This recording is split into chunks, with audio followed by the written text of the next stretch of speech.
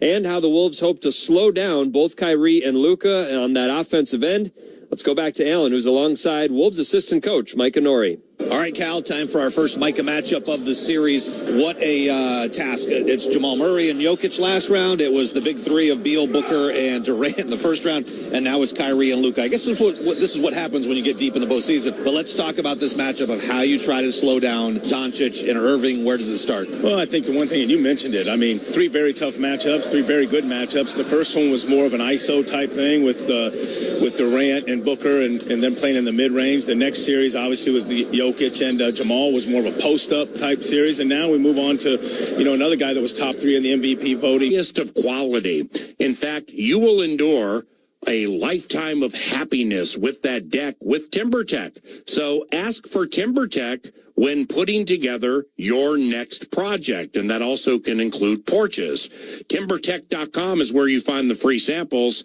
Once again, start at TimberTech.com. Hello, I'm Matt Meyer, fifth-generation farmer from Clearwater, Minnesota, and owner of Thousand Hills Lifetime Grazed Grass-Fed Beef. We believe the tastiest, most nutritious beef comes from cattle that are regeneratively grazed for their lifetime. Never confined to a feedlot, never fed GMO plants or grains, and not exposed to chemical pesticides like glyphosate. Please find our grass-fed beef at Coburn's and your local food co-op. Thousand Hills Lifetime Grazed, nourishing soil, plants, cattle, and people by holistically grazing cattle for their lifetime.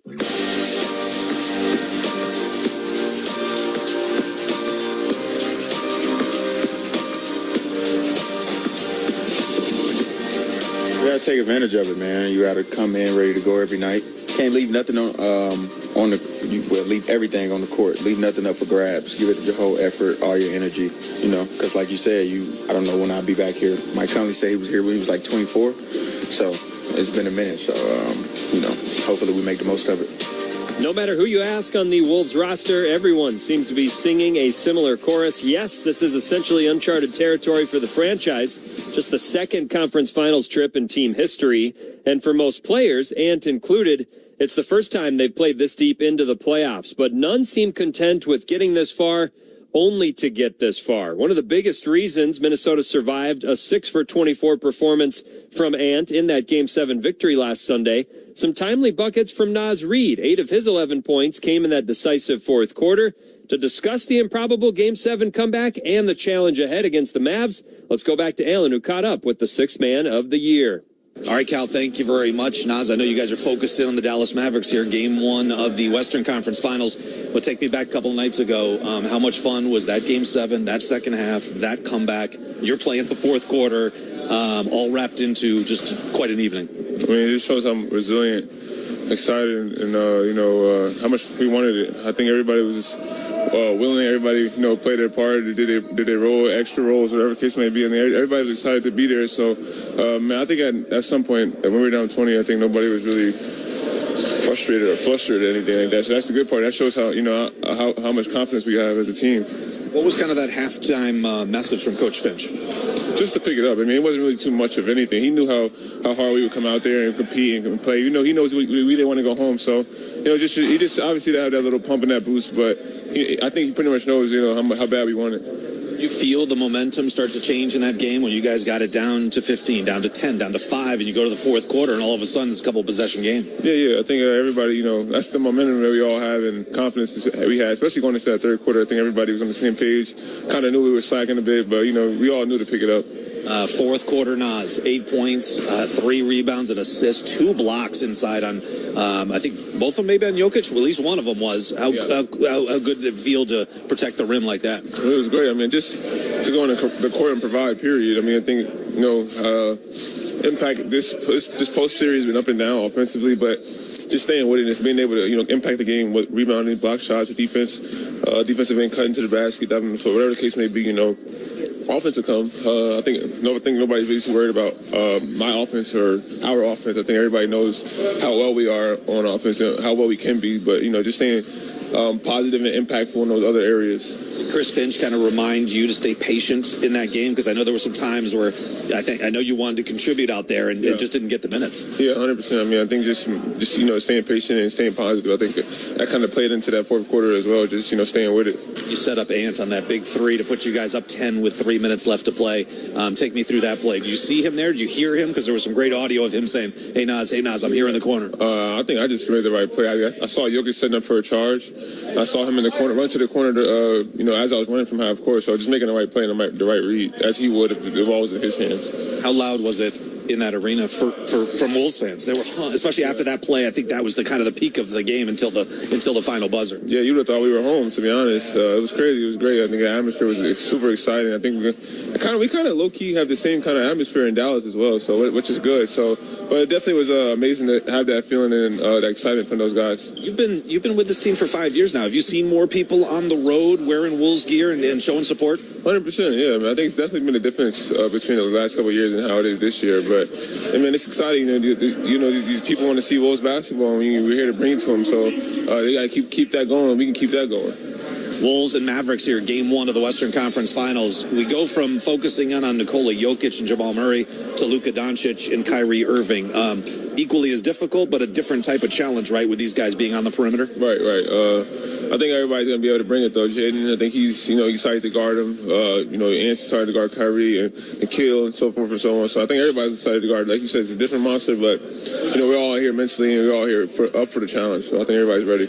And the mentality is, you guys are halfway there. You need 16 wins to win a title and halfway there. So you've progressed to this point, but still a long ways to go. Yep, 100%. I mean, like you said, long ways to go. We're not done yet. Just got to kind of reload and refocus our minds. Do you guys feel confident against Dallas with the way you're playing right now? 100%. I think everybody does, especially we haven't even, in my opinion, we haven't even played to the best of our abilities. So I think we're definitely excited. We still got another series to go, so definitely still playing, and I think everybody's excited to be here. We're approaching the end of May. Have you looked kind of at the calendar and be like, this is pretty crazy, we're still playing basketball? I was talking to Jaden. I said, I've never played basketball this late in the year. So it's definitely exciting. He's definitely excited to be in this position and happy to, be able to contribute on this team. And nice to open up this series at home in front of the crowd. This is going to be fun the next couple nights. It definitely is. Yeah. Nas, always appreciate it. All the best. Appreciate it. Thank you. Nas Reed, Cal, back to you. Yeah, fans filing into Target Center right now as we speak. We expect another sold-out electric atmosphere right from the opening tip. We'll preview the matchup with head coach Chris Finch next on the Timberwolves Radio Network. TimberTech and TimberTech.com not only are the best in the business, but the decks they develop and the decks they build are the highest of quality. In fact, you will endure a lifetime of happiness with that deck with TimberTech. So ask for TimberTech when putting together your next project, and that also can include porches. TimberTech.com is where you find the free samples. Once again, start at TimberTech.com. You're listening to the Tip-Off Show on the Timberwolves Radio Network. Minnesota's a really good team. They're well coached, and so this is a great opportunity for us. But this is just the start of our journey, and understanding that we have a lot of work to do. But again, if we can get past Minnesota, that means we're playing really good basketball, and that gives us the opportunity to be one of the last two teams playing.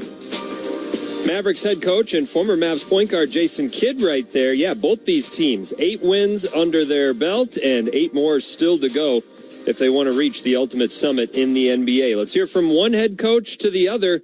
Time now for our U.S. Bank pregame preview. Alan Horton standing by with Wolves head coach Chris Finch. All right, Cal, thank you very much. Coach, first time we've chatted since before Game 7 on Sunday. How's it feel to be in the Western Conference Finals? Feels great, man. Feels like a long journey already, and we got a long way to go to get where we ultimately want to go, and this is going to be a heck of a series against a really, really good team. Final thought, wrapping up that Denver series, but it was a very cool scene in the locker room, just everybody kind of enjoying the moment, and rightfully so. To win that kind of a game, have that kind of a comeback in a Game 7 on the road against the defending champs, I mean, you can't write this script up. It was a pretty magical night. It was, and it was in many ways like kind of a microcosm of the entire series. It was just a very kind of weird and pendulous series, big swings, whether it be from points differential, game to game. They won 3 in a row in the middle. We went 2 in a row out of the gate. We come from behind. It was just a lot of wild stuff in that series. I think what made it so special was that comeback. It involved everybody that you put on the floor. People are making plays. They're making right decisions, defending, and then the run just kind of fed on itself. And you overcame adversity during the run, too. There were a number of moments where a number of calls kind of went against you, and you thought maybe, if this momentum is swinging, but everybody stuck to it and finished it off. Yeah, I think that's exactly it. I was proud of the effort, the team effort. I thought at halftime we really put ourselves in a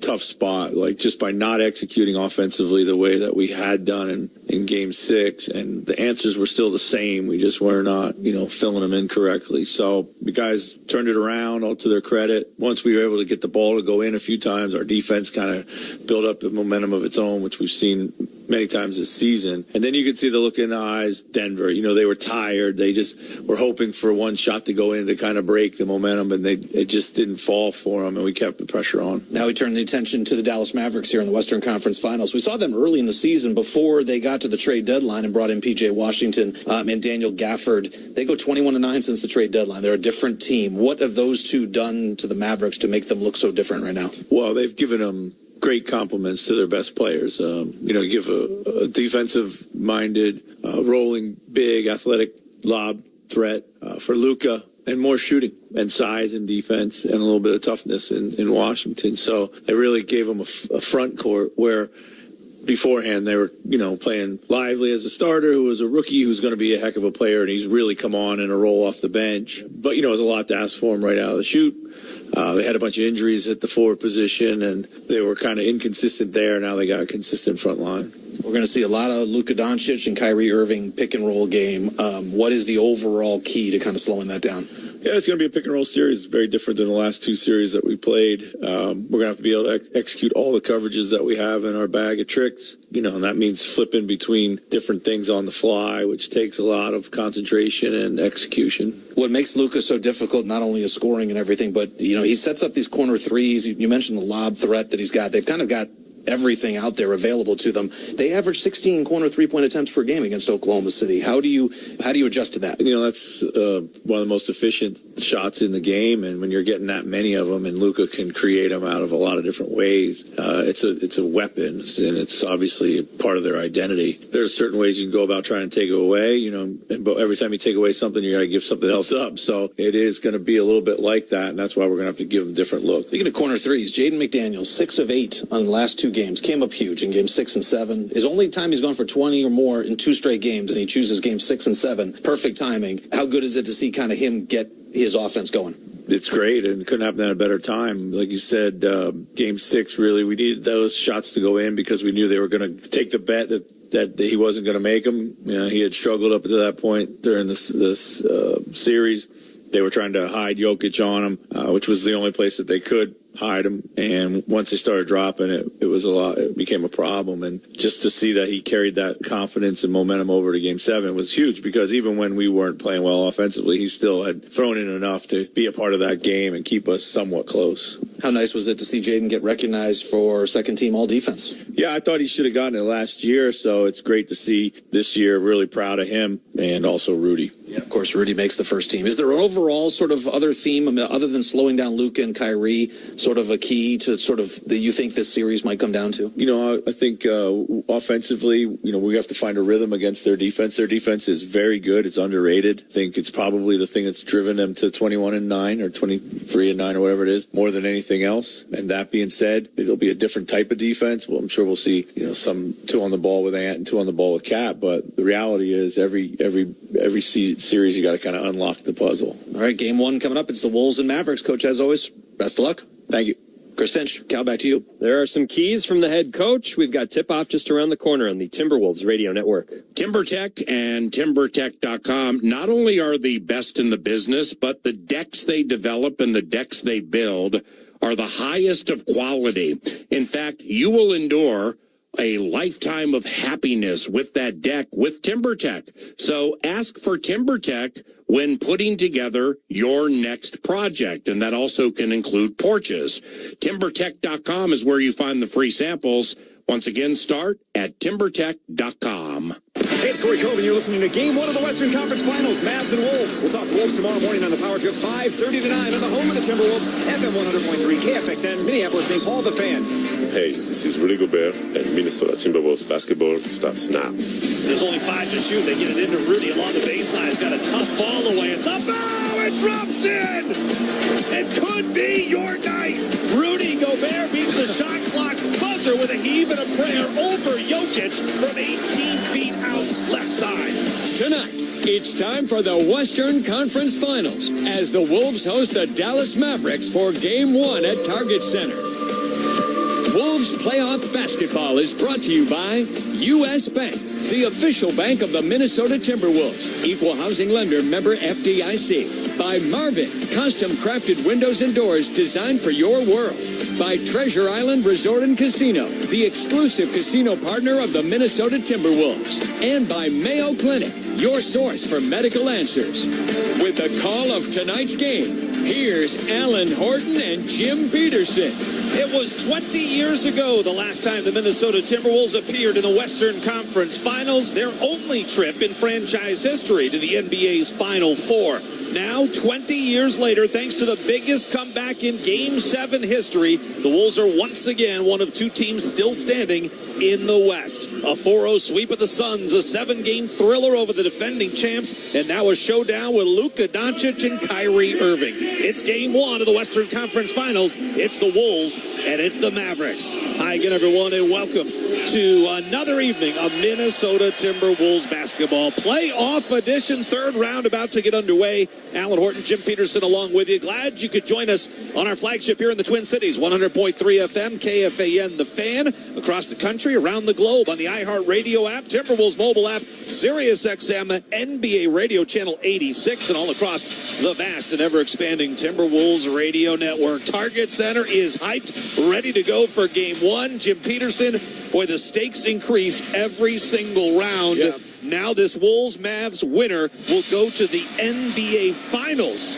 What, in your eyes, intrigues you the most about this matchup? Well, obviously, it's the matchup between Jaden McDaniels and Anthony Edwards against Kyrie Irving and Luka Doncic. But also, it's the others for the Dallas Mavericks. You know, when the others get involved, Alan, it's the corner threes for them, and it's them getting to the free throw line at a high rate. So there's so much to look at. We're going to have a lot to uncover over these next 7 games, but hopefully less than that. But there's a hugely intriguing matchup, very different than the other 2 series so far in this playoff run. Yeah, it's a packed house here. It's another whiteout. The starting lineups are about to be introduced. Let's hear from the head coaches. First from Chris Finch, who talked about, the Wolves celebrated that 7-game victory over the defending champs, but they quickly turned the page. Very little time between Sunday, flying home late, getting in at 2 a.m., taking an off day Monday, 1 day of practice, a shoot-around, and then getting set for Game 1. We talked about that today. It's been a great season. We've accomplished a lot, but we said from the beginning, and as the season was unfolding, why not us? The league's wide open. We're not in a dynastic period. As proven, there's going to be a new champion this year, so everything's still to play for, but a long, long way to go. It is wide open. There is going to be, for the 6th consecutive year, a different NBA champion. Indiana almost knocked off Boston in Game 1 last night, and this thing's there for anyone's taking. Tyrese Halliburton, Luka Doncic, Kyrie Irving. You think about Jason Tatum and Brown as well. There's going to be a new star by winning this championship, and everybody's legacy is at stake. This is going to be fascinating. I thought it was the proper celebration after Game 7. We didn't really celebrate clinching a playoff spot. That was a given. Even the first round seemed to be a state of destiny of, sweeping the Suns. But that win in that building, I thought it was right for a few hours for the guys to celebrate and have a good time. I think they did, but then they quickly got back into reality. The bus ride to the airport wasn't crazy. No, and the plane ride home it was only crazy. The locker room. It really was. It was in the locker room, but it was celebratory, but it was controlled, and it was humble. Yep. Here's the starting lineup. Chris Finch will start Game 1. Hey, this is head coach Chris Finch, and here's our starting lineup for tonight. At guard, Mike Conley, Ohio State. Now McDaniels to the corner. Conley lets it fly and buries it. 6-point game. At guard, Anthony Edwards, University of Georgia. And the Wolves on the move, right side in. Donovan stop the 5-3, dribbles in. Look out, he slams it for 2. Anthony Edwards. At forward. Jay McDaniels, University of Washington. Out to Nas Reed. He'll hoist an angle three. In and out, no. Jay Timberwolves at the buzzer. Count it, baby. At forward. Carl Anthony Towns, BBN for life. Towns with it, right corner. He'll just turn fire over Murray. And traded. It's a three for Carl Anthony Towns. Michael Malone needs a timeout. At center. Rudy Gobert, Saint-Quentin, France. Dukes on KCP. Up top to Towns. He'll take a rumble into the lane. Lobs it for Rudy, who throws it down with two hands. The onslaught continues. Timberwolves starting lineup in that 7-game series against the Nuggets. They went 3-2. Remember, Rudy missed a game, Mike missed a game, but overall they played 86 minutes together. They had a 124 offensive rating, a 98 defensive rating. That's a plus 26 net rating. They were better than the Nuggets starting five. Are they better than Jason Kidd's starting five? They went 4-2 over L.A., the Clippers, to win the first round. Second round, 4-2 over Oklahoma City. And Jason Kidd going with his starting five of Luka Doncic, Kyrie Irving, Derek Jones Jr., P.J. Washington, and Daniel Gafford. Since the Mavericks acquired P.J. Washington and Daniel Gafford at the trade deadline, they went 21-9. Their offense went from 12th pre-trade to 7th best after it. Their defense, 22nd to number 8. They can defend. Gafford will enter the center circle against Rudy Gobert. Rudy wins the opening tip, and Game 1 of the Western Conference Finals is underway. Timberwolves will be there in classic edition throwback jerseys for the third straight game. They work from right to left across your radio. Anthony Edwards feeds left side. Here's Towns. They run a double at him. Good lob inside, and a quick whistle, quick foul as Kyrie Irving wrapped up Rudy Gobert from behind. Early double team on Carl Anthony Towns. I mean, they came, Daniel Gafford came and double team. P.J. Washington with the early matchup against Carl Anthony Towns. So, and I love Cap firing that in there. You've sealed off Kyrie, but you have to make the pass to get the whistle. No doubt. And Kyrie was the low man that time trying to take on Rudy. He was severely undersized. So sideline out of bounds. The Wolves have it from right to left. Ant with it, right corner. P.J. Washington is on him. Now up top, Towns off the Rudy screen. A deep three on the way for Cat. It comes up short. Gafford clears the rebound, and now Luka Doncic and the Mavs will have their first offensive possession of the game. So 8th best offense overall in the season, and after trade deadline, 7th best, so it moved up a spot. Here is Luka up top. Jaden McDaniels will be the primary defender on him. Jaden's put up good numbers defensively against Luka. Step back angle three on the way. It's going to come up short. The Wolves have the rebound. Here's Ant moving up the center of the floor. Across the timeline. Met by Washington at the three-point line. One-on-one here. Gives it off to Towns to the corner and Conley. Mike holds.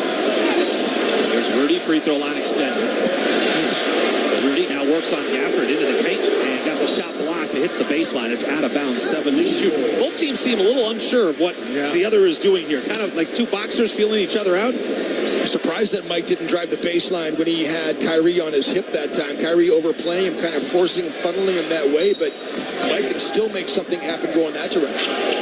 There's Towns off the inbound. The elbow spins on Washington. Tough fall away from 16 feet. That's well short. That's not his shot, but the shot clock was winding down. Still no score. Dallas brings it up. They're in their statement edition jerseys. Navy blue tops and bottoms. They got Mavs across the front of the chest in white. Here's Luka in the lane. Runs it up at the dotted line. He got McDaniels on in jail and then found the space to run up with his right hand.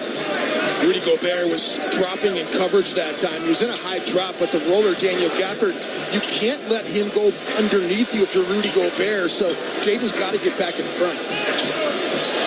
As with the number 2 team in lobs this year. They've got Gafford, they've got Lively. Of course, Gafford only came at the trade deadline. Here's Towns on a run to the rim. Good aggressive move. He scores and ties the game. A right wing drive to the cup. Tied at 2. 2 minutes gone here in the opening quarter. They're going to let somebody else handle. P.J. Washington taking up the floor because Caden's all over him. P.J. takes the long three and misses. Dribbles right into that thing. Still tied at 2. Here's Ant back the other way. Off of Rudy's screen. Gets to the elbow. He'll rise up for the mid-range jumper. Knock it down. Ant shooting 44% on his mid-range shots, taking about 4 a game here in the postseason. Timberwolves 4 straight points. Here's Kyrie dancing off the Gafford screen up top. Now gets inside the arc. Terminates from 15. Up top, Luka. 10 to shoot against McDaniels. Bangs away, now spins. Right-handed dribble. Works to the left side of the lane. Runs it up off glass. Missed the shot. Rebound tapped out. The Mavs have it. Left side, catch and shoot 3 for Derek Jones Jr. Wow, way offline. That almost went between the backboard and the rim. Timberwolves with a rebound. Mike with a push. Good hesitation move. Gets in. Scoops it up off the glass. It took P.J. Washington to school on that play. What a hezzy. A little 6-0 run for Minnesota here. 3 minutes gone, the opening quarter. Wolves knocked the ball free from Kyrie, but it ends up right in the hands of Derrick Jones Jr. Now Kyrie fading at the free throw line. Tough shot, but not for him. He rattles that one in. It's 6-4. Had 35 in the one game that he played against Minnesota this year. Those 4 games Minnesota played against Dallas, just throw them out the window. Yeah, you really glean nothing from those. Kyrie only played in one of them. Luka only 2. And it was a completely different team. Open look for Ant at the free throw line, just outside of it. He missed the jumper long. Timberwolves still up by 2. Derrick Jones Jr. around his back, trying to work on Conley. Backdoor, he feeds Kyrie. Floater up and in. Rudy's got to go try to block that shot.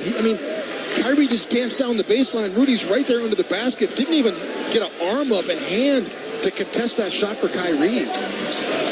Kyrie averaged 27 a game in the Clippers series, but only 16 a game in the Oklahoma City series. There's Jaden McDaniels picking up where he left off in the last 2 games. He's got to attack Luka in this series. If Luka is going to be guarding him, he's got to take him off the dribble. Kyrie misses a pull-up 8-footer. Rebound tapped around. Finally, Rudy's got it. He got hit in the face. No call. The Wolves got a 3-on-2. Right side, Jaden. He'll line up for the 3-ball. Buried again! Jaden McDaniels was 6 for 8 on his corner threes the last 2 games. He's gone for 20 or more in 2 straight. That's the first time he's ever done that in 2 straight games in his career. Luka probes into the paint, leans in.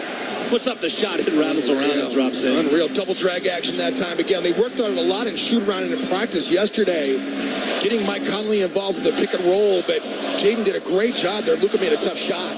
Here's Mike on the right side of the floor. He's picked up by Derrick Jones Jr. Now off the Rudy screen. He's going to pop on a 3. Missed it long. And Dallas has got the rebound. 12-8. Minnesota by 4. Nearly 5 minutes gone. Here are the opening quarter. Timberwolves 5 of 10 shooting. 4 of 9 for Dallas. Luka doubled up top. Left side. Here comes P.J. Washington. Catch and shoot 3. Missed it. And Rudy's got the rebound. Great coverage that time by Mike. Left his man in the corner. Gave a contest that time while P.J. made him miss. Washington hasn't missed much in the postseason. 41% from beyond the arc. Ant lazy pass inside. Poked away by Kyrie, but he tripped and fell down. Couldn't control it. It goes out of bounds just beyond the Wolves bench. It'll be Minnesota basketball. We've played 5 minutes. Wolves are up 12-8 in Game 1 of the Western Conference Finals. We step aside on the Minnesota Timberwolves Radio Network. Is it possible to see the unseeable? Could advanced imaging technology allow doctors to look deeper into the human body, uncovering the smallest of details that would otherwise go unnoticed, leading to more accurate diagnoses and treatments? Is it possible? It already is, because every day we're doing what's never been done. Learn more at mayoclinic.org/possible. Mayo Clinic. You know where to go. Bring the fun to family time with a visit to Treasure Island Resort and Casino. Start by making a splash and memories at the lagoon. Our indoor water park includes a lazy river, an activity pool, and more exciting features. Then hit the lanes at Island Extreme Bowl for some family-friendly competition before you head to our luxurious hotel for a relaxing night away. Book your stay now at ticasino.com. Treasure Island Resort and Casino. Destination fun. TimberTech and TimberTech.com not only are the best in the business, but the decks they develop and the decks they build are the highest of quality. In fact, you will endure a lifetime of happiness with that deck with TimberTech. So ask for TimberTech when putting together your next project, and that also can include porches. TimberTech.com is where you find the free samples.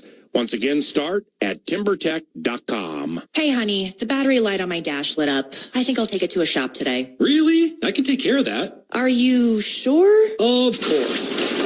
Okay, get my battery. Let's just drop it in and... Are you okay out there? I think so. Should my car be smoking like that? Some things are better left to the professional. When you need your vehicle fixed, trust your local repair facility. And when you need a battery, trust FVP. Visit FVPparts.com for an installer near you.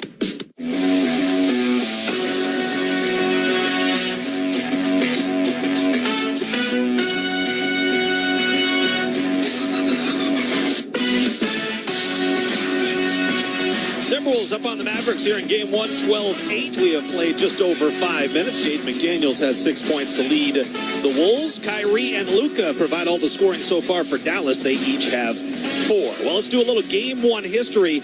You know, for Dallas, they have lost game one of each of their first two series this year. And Jim Peterson, they're 0-5 in game ones under Jason Kidd. Even though they've advanced to the Western Conference Finals this year and 2 years ago with a slightly different looking team. Luka's still the key part. The Timberwolves started this postseason with a 2-11 all-time record in game ones, which is was the worst in NBA history. But they've won 2 in a row. They're out of the bottom spot. I think they're now up to the third worst record in game ones all time, but headed in the right direction. Most importantly, Alan, they're 2-0 in game sevens. How about that? That's the best record in NBA history. It is. It's the only undefeated team in game sevens in NBA history. Nobody can say that. No one can say that. Yep.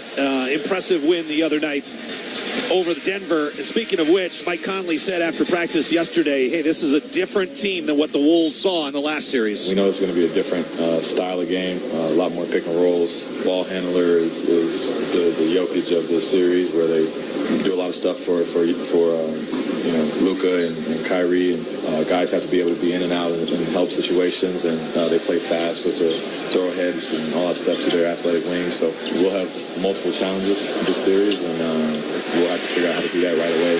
Obviously, only getting a day and a half to prepare for them. It's different than the last two series where we've had 3-4 days off to get ready. So we got to kind of lock in right away. Mike Conley breaking down this matchup. Jaden McDaniels just hit his third three of the quarter in the opening 6 minutes of this game. Lob inside looking for Derek Lively. No, but it.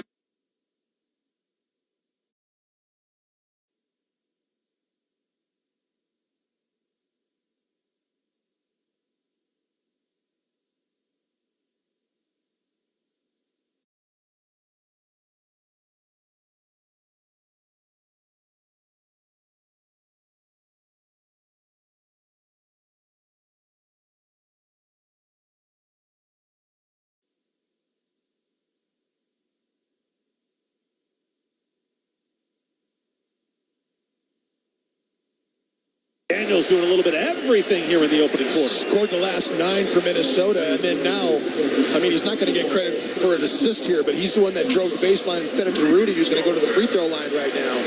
Minnesota up here by 7. Rudy's got a chance to extend that. It should go down under a category. It's not a secondary assist either, because that's the pass that leads to the pass that leads to a shot. But if you can set up someone who gets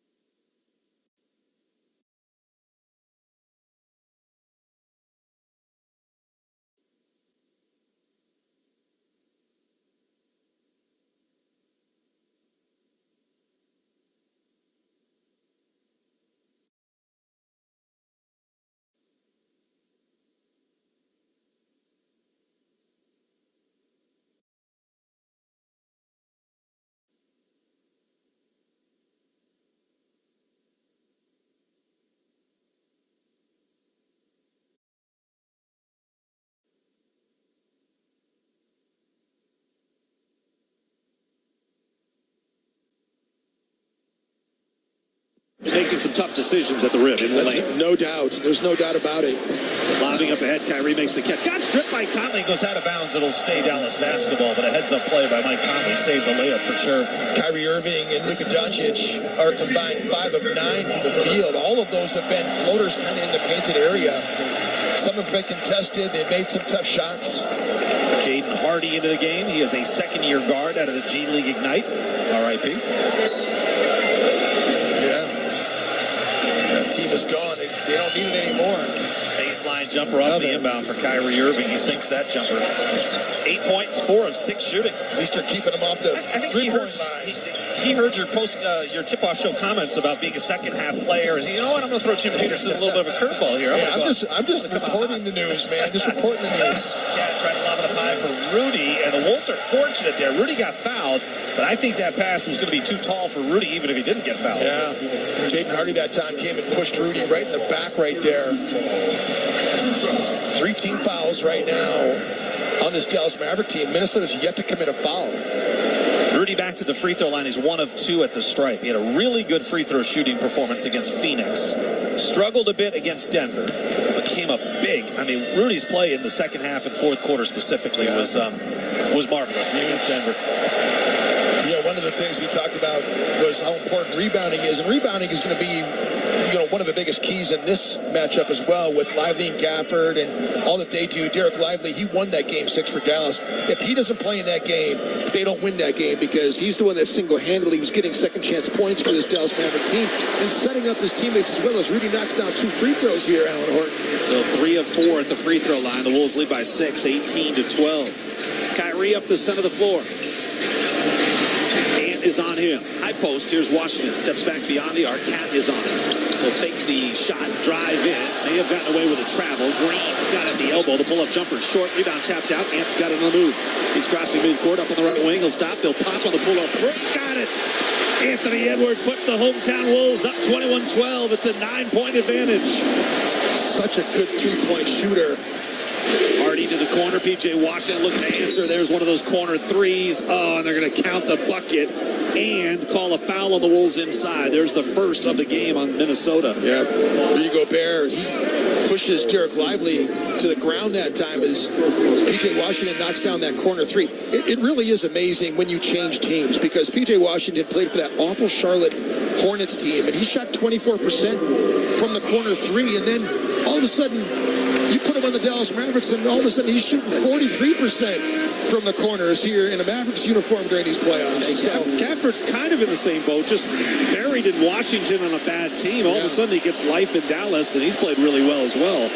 It's interesting, the starting 5 for Dallas was really good, 15-1 when they started after the trade deadline.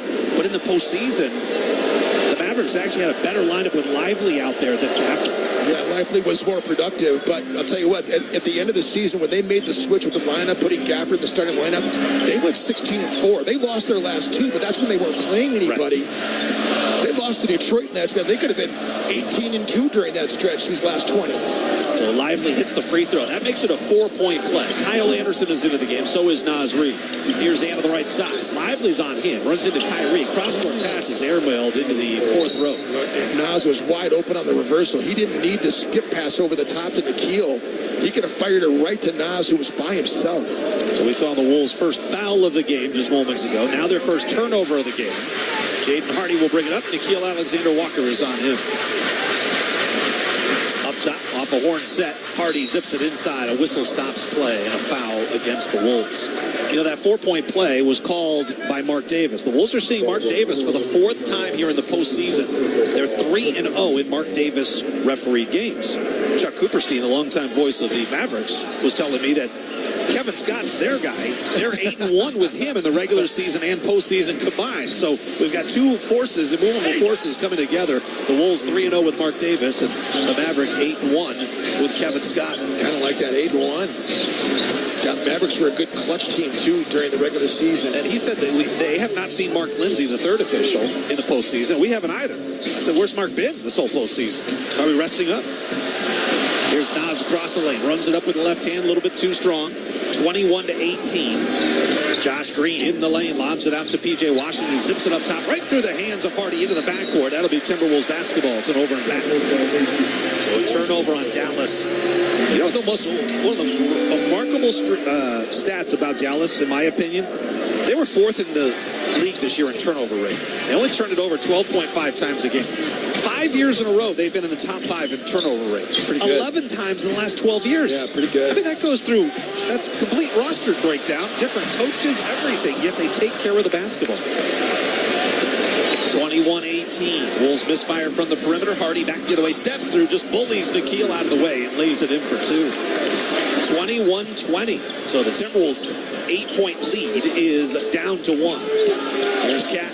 Pump fakes, drives in, runs it up over Lively. That shot got blocked.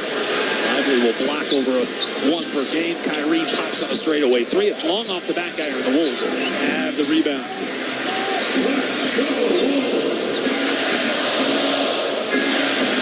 Here's Ant with it on the right side. P.J. Washington on him. Crosses over between the legs. Gets double cross court. Kept that one down. Towns makes the catch. Fires the three. It's no good. And Washington has the rebound for Dallas. 2:30 left to go opening quarter. 7-0 run here. Kyrie a drive to finish off the glass. And he got fouled. Flattened. And he'll head to the free throw line for an and one when we come back. Dallas has taken the lead. A 9-point advantage for the Wolves. Erased with a 10-0 Dallas run. And Kyrie can make it 11 with a free throw when we come back on the Timberwolves Radio Network. Why do we say I'm into basketball? Because basketball's exciting. Like catching a t-shirt from a cannon. Or feeling the pulse of a packed arena. There's the in-your-face slam dunks. The highlight reel alley-oops. And the three-point buzzer beaters. It all gets your heart pounding. Just like playing the lottery. Minnesota Lottery. I'm in. Must be 18 or older to play. Thanks for calling Toyota. This is Jan. Hi, Jan. I just adopted a new best friend, and I'm looking for a Toyota so we can make the most out of summer. With a new RAV4, you can take your pup for a drive up the coast. You can take a Prius to the park for some tug-of-war. Or you can take a Tundra to kayak at a remote lake. One problem, Jan. Oh? My new best friend's a cat. Your summer starts here, but it all ends June 3rd. Toyota, let's go places. Dealer inventory may vary. See your participating Toyota dealer for details.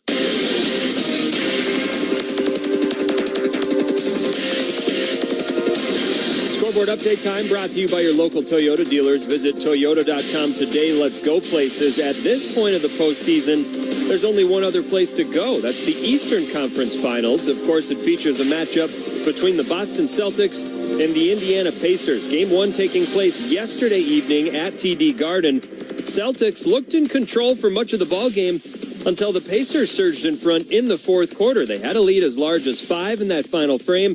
Still up 3 with just 6 seconds left before Jaylen Brown hit a triple to tie things up and send it to an extra 5 minutes. And in that overtime session, Jason Tatum, by far the best player on the floor.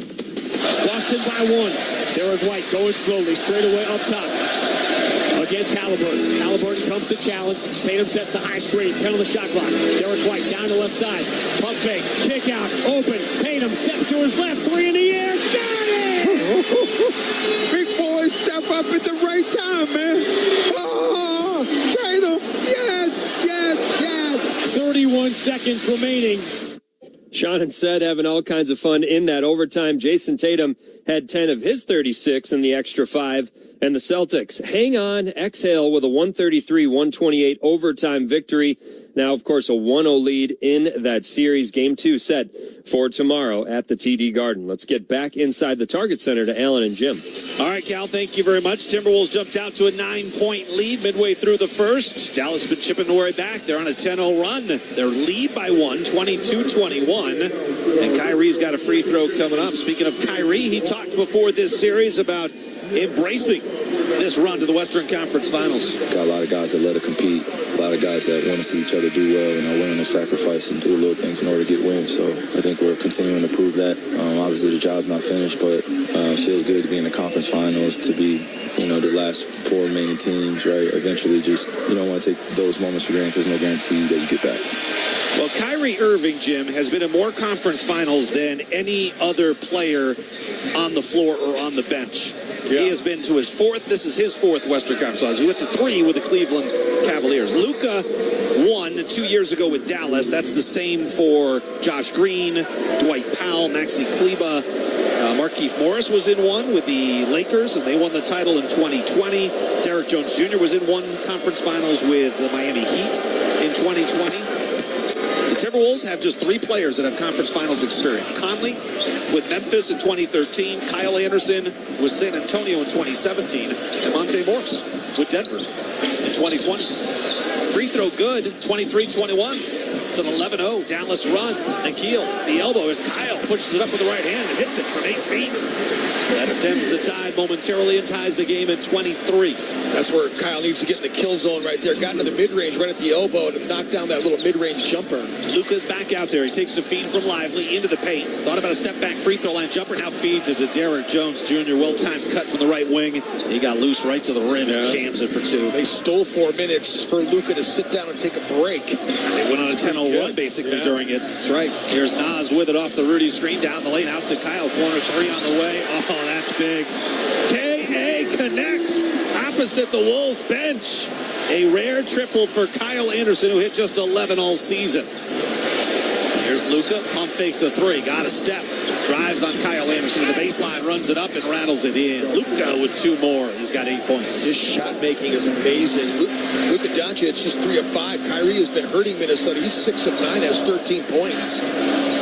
Keel's got it up top. Kyrie's been out there the whole first quarter. Kyle Anderson off the Rudy screen. Got tripped up. Sniper. Now the pull-up 14-footer is good. He regained his balance, and there was still nobody on him. How about Kyle Anderson? A little 7-0 run for himself. Instant offense. K.A. 28-27. It's been a rough postseason for Kyle, and he fouls Luka Doncic from behind. He admits guilt. Puts his left hand up. Taps his chest with the right hand. Here comes Daniel Gafford. Here comes Jaden Hardy once again. Kyrie will take a breather with 52 seconds left to go in the quarter. They rotate Gafford and Lively a lot. They keep them fresh all the time. That's interesting because that's not always a great fit for certain players, right? Some players like to be out there for 6-7 straight minutes, or give me one stint in the first half, not 2 or 3. Sideline out of bounds. Now Luka off the inbound. Zips it far side to Derek Jones Jr. Hardy got a late cut off. Now fades to the free throw line. Jumper. No. Rudy secures the rebound. Good outlet to the keel. 2-on-1 developing off to Nas. He'll drive in. Layup is good. What a finish. He launched himself over Hardy, and despite the contact, still able to finish. Nas then picks the pocket of Luka Doncic coming up the floor. Ants got it left side. Timberwolves up by 3, 30-27. Here comes Rudy to set the high screen. Ant will use that to his right, top of the key. Now down the left side of the lane, out to Nas in the corner. Back to Ant. Fastball. Ant fumbled it, got it back. 6 to shoot, dribbles into a left angle. 3, drains it! Is there anything he can't do? 8 seconds left to go in the quarter. Up by 6. Luka getting across the timeline with 3. Now with 2, a high Josh screen, a half-court shot at the buzzer. Wow, I thought for sure that was going to go in. Timberwolves go 7-0, the final 102, to give themselves a 6-point lead.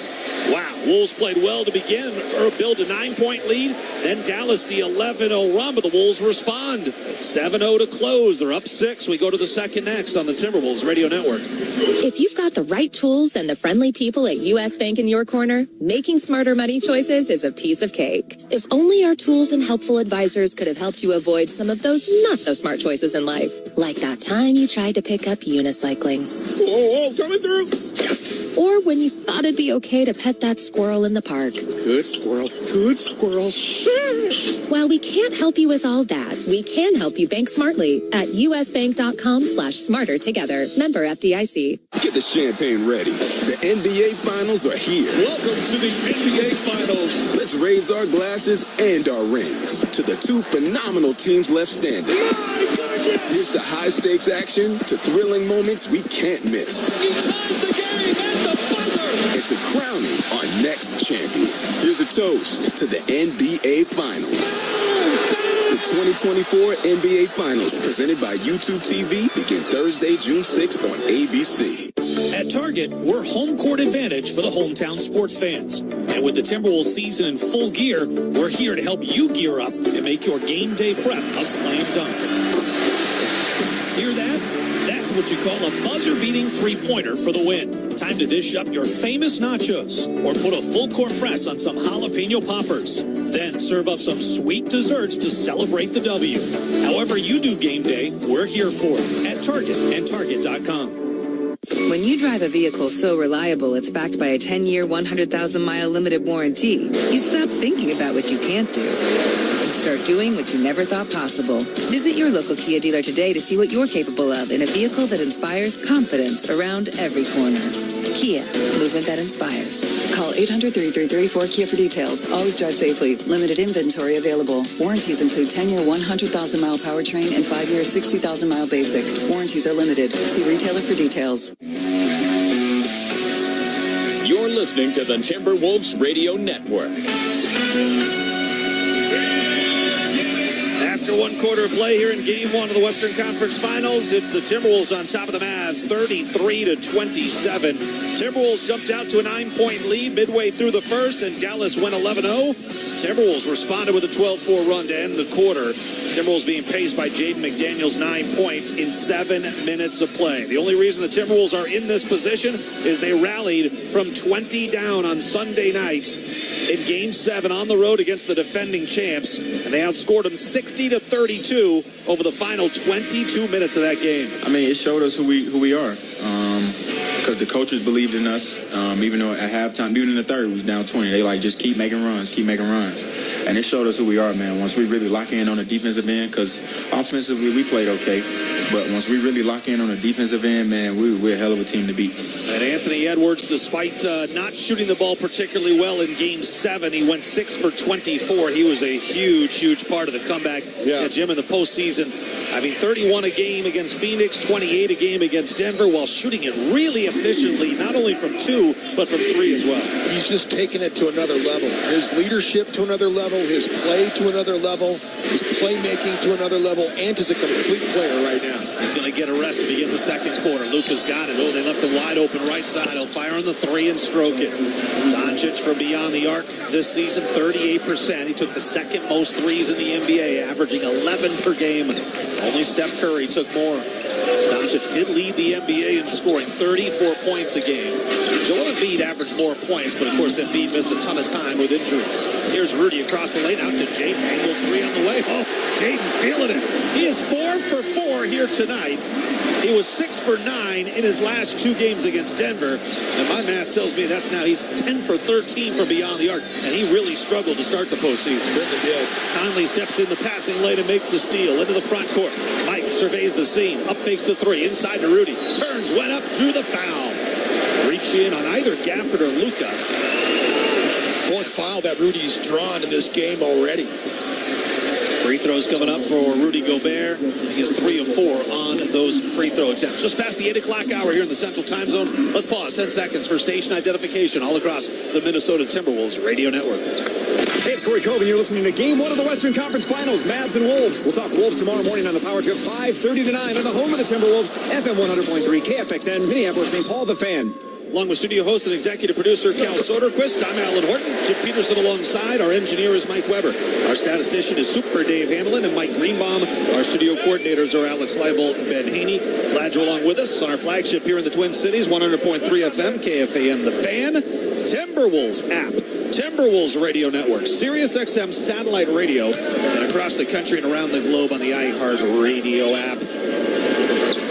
How about Minnesota holding Denver to 15 free throw attempts, 18 free throw attempts, 14 and 16 the last 4 games of that series. Minnesota getting to the line a ton themselves as Gafford gets a slam dunk in front of the rim that time. Yeah, Doncic able to find him on the roll as Doncic flared out with the ball to the right wing. But those numbers will work. You hold those numbers in that many games under 20. Exactly. Dante Exum on the attack for the Mavs. Bottled up at the free throw line.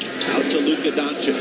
He's got Exum, Jones, Gafford, and Hardaway Jr. out there. 3 ball no by Luka off the heel, but the long rebound comes out to the Mavericks. Gafford holds. Now lobs it cross court. Luka against Nas, beats him off the dribble, runs it up down the lane. That got knocked away. Actually, I can't tell if Jaden got a piece of it. It ended up in the hands of Gafford. He missed the shot point blank.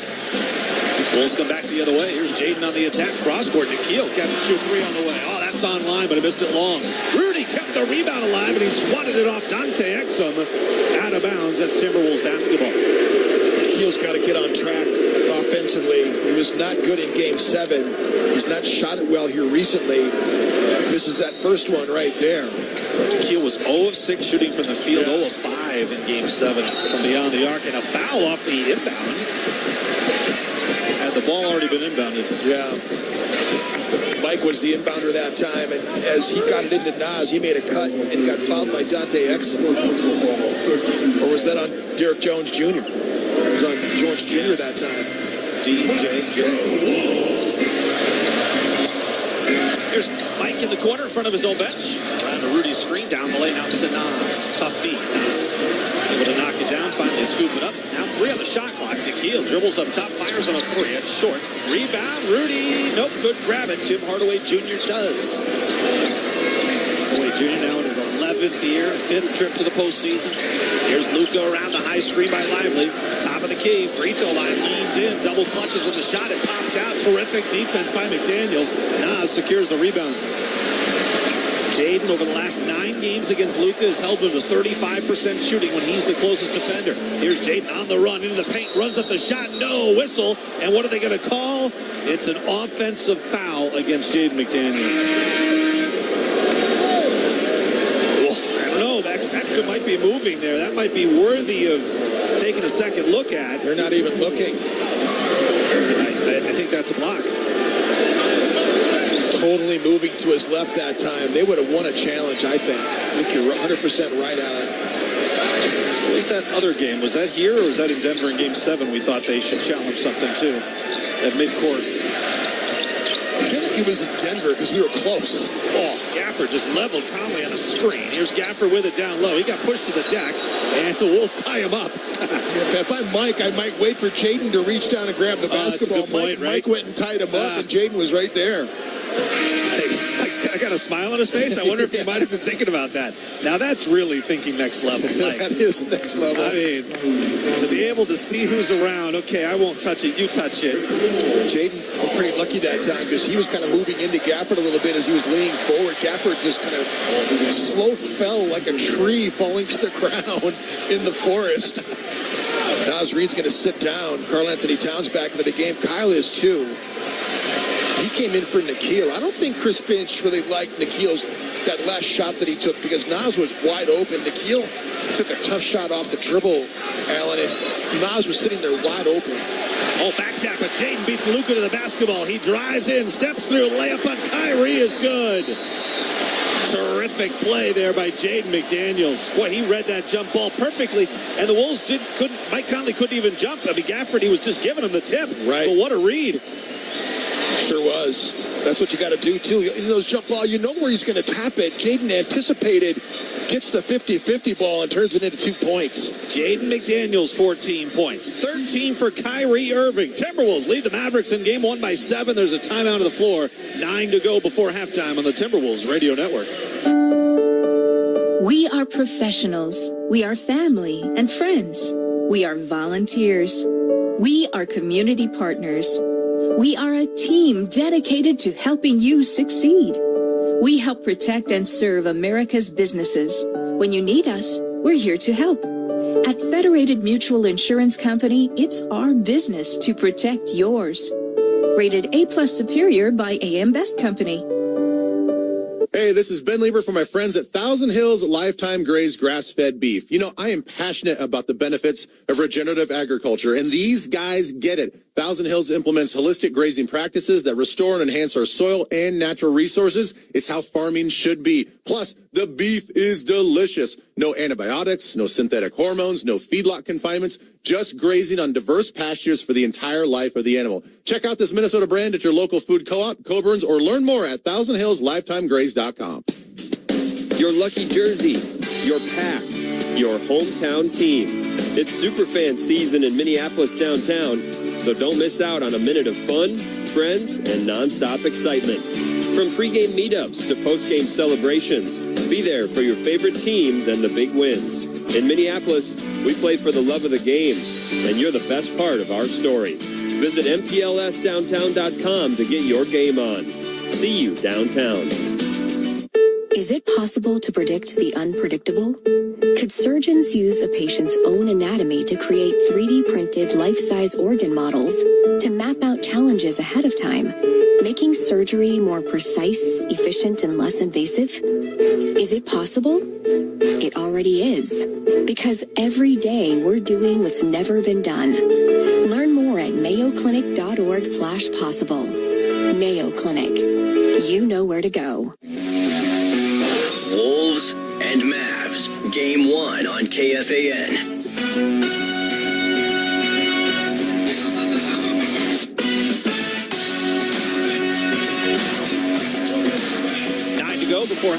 Timberwolves up by 7 on the Mavs here in game 1. Jim, what do you make of these numbers?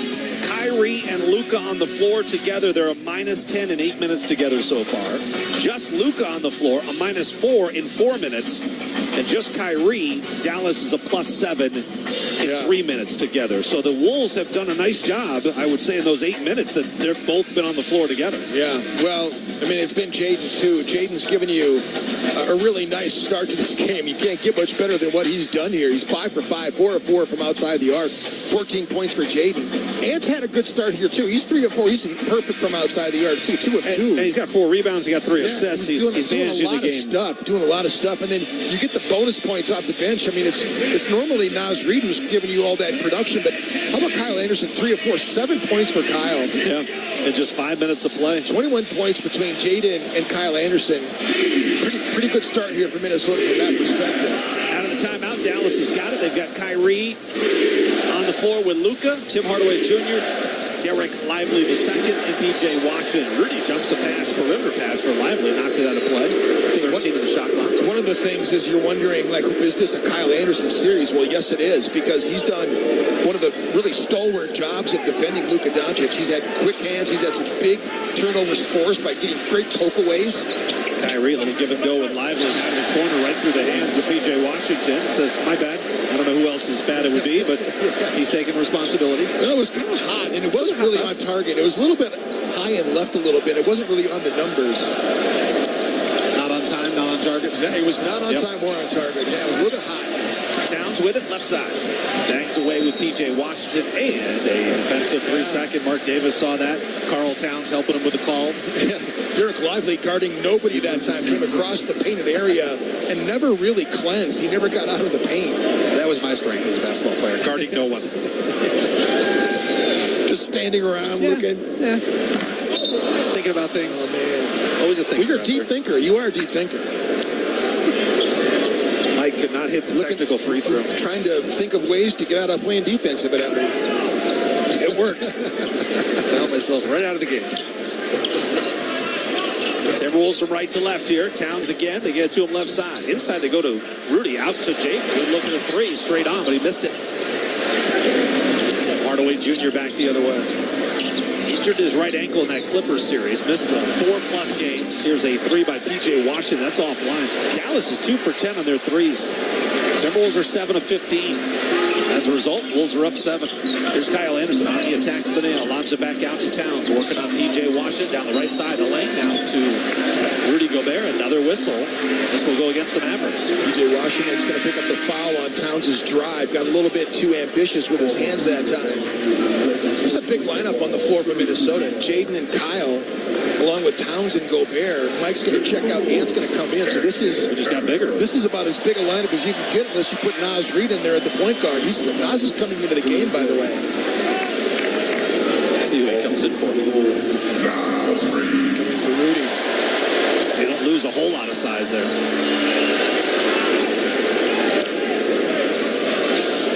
Definitely get more perimeter jump shooting, that's for sure. Yeah.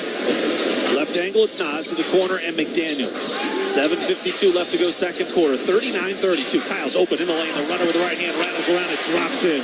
How about 9 points in 6 minutes of play for Kyle Anderson off the bench? Bulls have matched their largest lead of the game. They're up 9, 41-32.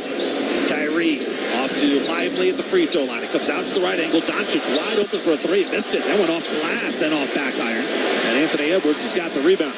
Up 9 and with possession. His 5th of the game, by the way, leads Minnesota. Ant against P.J. Washington, right side. Now up top to Towns. Gives it right back to Ant. Shot clock down to 11 off the Towns screen. Left side, McDaniels still beyond the arc. Ant's with it. Lobs into the corner. It's wide open. It's Naz Reid. The 3-ball no good, and Lively clears the rebound. 5 gone, 7 left to play in the second quarter. Kyrie with a burst down the lane, lays it up and in. He just beat Jaden McDaniels with his speed. A nice soft touch off the window. Just a different player in the Dallas Mavericks uniform. Reinvented himself. He's such a fan amongst players, too. Players love Kyrie Irving. Absolutely love Kyrie. And we'll pull up on a 3. That one comes up a little bit short. And Dallas has the rebound. Great ball movement on that possession. Here's Luka at the hash mark far side. Ant's got him. Lively comes to set the high screen. Lucas still holds. Now he works one-on-one against Ant. Muscles his way inside. Double clutches off glass. Got it. And a foul. Boy, that's tough. Luka at 6'7", 240-ish. Sixth year out of Slovenia.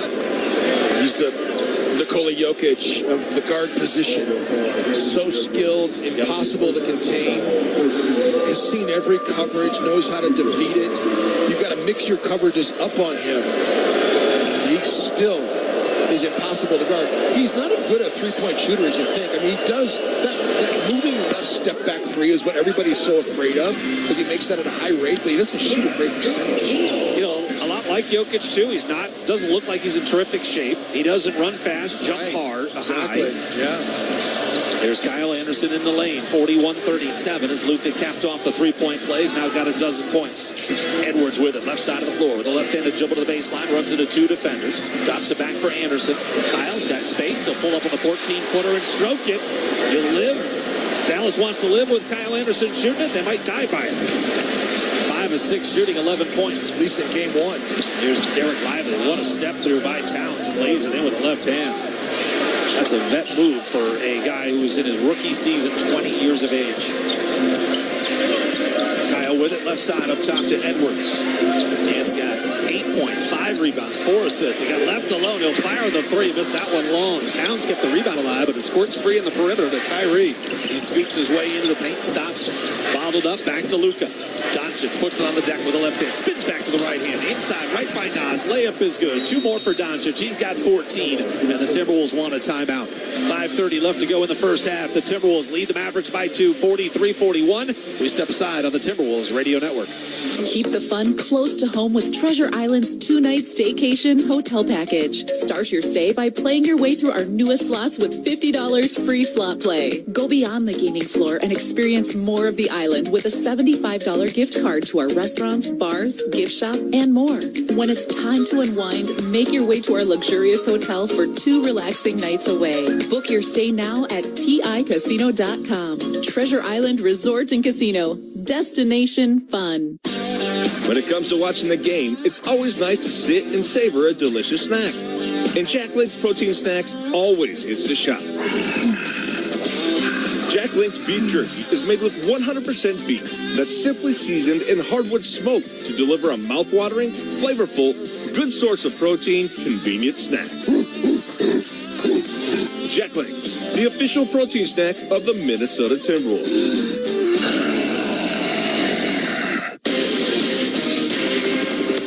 Scoreboard update time. The Eastern Conference Finals got started yesterday evening from Boston. Pacers and Celtics meeting up in Game 1, and we got treated to a good one. We needed an extra 5 minutes to settle it, but the Celtics prevailing in overtime. Jason Tatum led the way with 36 points, 10 in those extra 5 minutes. Tyrese Halliburton had 25 and 10 for the Pacers. Jaylen Brown hit the game-tying triple that forced the overtime session. After hanging on for the 5-point overtime victory, Tatum spoke about staying focused during what was a chaotic first game of the series. Just stay present, stay in the moment. As long as their time is still on the clock and the game is within reach, we feel like we have a chance. You know, this core group has been in so many big-time games, big-time moments where we've had the lead and lost it and still won, or been down a lot and figured out a way to win. I've had a lot of crazy endings in this building, so you know, in a weird way, we've been there before, and we always believe in a sense. They're a confident bunch, that is for sure, and they now have a 1-0 series lead. Game 2 tomorrow night, 7 o'clock Central Time from TD Garden. This update brought to you by your local Toyota dealers. Visit Toyota.com today. Let's go places. Let's go back to Alan and Jim. All right, Cal, thank you very much. 5:30 left to go in a first half of Game 1. It has seen the Wolves build 2 separate 9-point leads, and each time Dallas is chipped away. And right now, Jim, Luka and Kyrie doing Luka and Kyrie things. They've combined for 29 points on 13 of 22 shooting. The rest of Dallas has 12 points on 5 of 12 from the field. They've got 29 points combined, and 17 of those points have come in isolation play. I mean, that's what we're kind of worried about, right? And in pick-and-roll game, you've been worried about pick-and-roll game, too, just because they're both so efficient in it. But Kyrie is yet to score in 3 possessions of pick-and-roll game, and you look at what Luka Doncic has done. It ran pick-and-roll 8 times with Luka, and that's a good number. I mean, he's going to have way more than that by the end of the game, obviously, but he's got 6 points in that regard. So, you know, the ISO scoring is where they're really both getting off right now. Luka's been able to, whenever someone's been guarding him, a lot of switching situations too, they've been really successful getting to the rim. Yeah, Luka's number 1 in the NBA. I mean, he's at number 1 in ISOs. He's number 1 in pick and roll as far as volume, and then he's top 5 in both of those in efficiency. Right. Scoring out of it too. Timberwolves trying to score out of the timeout. Kyle Anderson runs pick and roll with Naz Reid, and it got kicked. 5:22 left to go in the second quarter. 43-41. Wolves lead by 2. Not now, Frank. The Western Conference Finals. Kyle Anderson with it up top off the Naz Reid screen. Back to Naz. He'll step back on a 3. That is online, and it drops in. I feel like that's a big shot for Naz Reid. He had missed 3 of his first 4. And now he gets one to fall. Here's Luka getting away from McDaniels. Out of step in the lane, decelerates, kicks out, up top. Derrick Jones Jr. left of the lane, leans in on Naz, runs up the shot. It's no good. Kyle Anderson backs it off the window, couldn't control it. Lively's got it out to P.J. Washington. Now Kyrie working against Ant up top, drives into the paint, floats it up and rattles it home. 2 more for Kyrie. He's got 17. The body control on Kyrie Irving is unbelievable. And body control leads to great shot making around the rim too. No matter who's flying at him, he's just under control. And to Kyle down the lane. The cat in the corner. Can he hit a corner 3? He does. He missed one earlier in front of his own bench. Now he goes opposite corner and drains it. Towns 2 of 6 shooting. He's got 5 points, 1 rebound. There's Luka up in the front court with the Wolves leading by 6. Kyle wanted Jaden to get back on the Luka. Instead, Kyle's got it. Luka takes him into the paint, doubles up. What a drop pass to Lively. He's got a wide open dunk. Just like Nikola Jokic. Yes. He's got that ability to draw 2 defenders and dump it off to the guy in the dunker. I mean, that was basically Jokic to Aaron Gordon right there. Exactly. McDaniels right side Towns. Quick move by P.J. Washington. Strong at the rim. Got blocked. On the floor. Cat scoops it up. Puts it back up. Missed that. No foul. And Mavericks come away with the basketball. I like the fact that Cat's spinning, though, in that situation. Kyrie into the paint, surrounded by 3 defenders. Oh, he tried to drop it off inside to Derrick Jones Jr., but too many bodies there. Wolves have it. Kyle Anderson, the hands, the corner. Here's Naz. Counts it 2-3. Missed that one. Up high for the rebound is Lively. 49-45. Minnesota by 4. 3:30 left to go second quarter. Here's Doncic up in the front court off the P.J. Washington screen. Now, nobody went back with P.J. Washington. Offline, the Wolves caught a break there. Sure did. I'm not sure Cat was supposed to stay out there, was he? He was not supposed to stay once Jaden gets back in front again. Here's Naz on the right side. The Wolves are working from right to left across your radio. They're in the classic edition. Wolves across the front. The old Shep logo on the shorts. Here's Ant to the right side. Runs by Lively. Attacks Doncic baseline out to McDaniels. Opposite corner. 3-ball is good again. Jaden McDaniels, 5 of 6 from beyond the arc. 17 first half points. How locked and loaded is Jaden right now, Alan? He is shot ready. Here's Luka Doncic, spins off the Washington screen, gets to the elbow, left alone. He tried to bank it, it's no good. Rebound tapped out by Lively. Doncic fires a 3, that wouldn't drop. Offensive rebound, Derrick Jones Jr., that shot drops in. Second hoop in second chance variety for Dallas. 4-0 lead. Minnesota has not scored a single second chance bucket in this game. Third time is the charm for the Mavericks on that end of the floor. There's Naz at the right angle, trying to spin on Doncic. Kicks out to Anthony Edwards up top with 2:22 left to go in the second. Up by 5, they move it to the corner. Kyle sets himself, fires a 3, that rims off. And Ant comes down with the rebound. He and Naz initially collided and able to come away with it. Gets it back in the paint. Lost the ball, scooped up by Towns. Yeah, lays it in for 2. There we go, kitty cat. 54-47. There's some 2 second chance points. There's Kyrie on the move. Oh, my goodness. What a finish. He was able to shield off Kyle Anderson, and on the dead run, softly, deftly lay it off the window for 2. Minnesota too much celebrating after that putback basket by Towns. You got to get back, man. 1:45 left to go before halftime. 54-49. And to the corner, McDaniels slipped a bit, still maintains the dribble across the lane. Tough shot, floats it up off the back iron. No. Jaden attacks the glass. Oh, yes, slam follow. Jaden with 2 more is up to 19. He's hunting for his 3rd straight 20-point game, something he's never done in his NBA career. Put him on an all-NBA defensive team, and all of a sudden becomes a big-time scorer. Derek Lively, wing left. Here's Washington baseline. He'll drive in. He got bumped from behind by Towns, and he was able to finish the reverse layup. Can you imagine if Karl Anthony Towns got that whistle? I mean, P.J. Washington attacks the baseline. Towns bumps into him just a little bit. I mean, you talk about marginal contact. Yes, that's the word that came to mind. I mean, there was just a little bit of contact, and they give him that whistle on that drive. Unbelievable.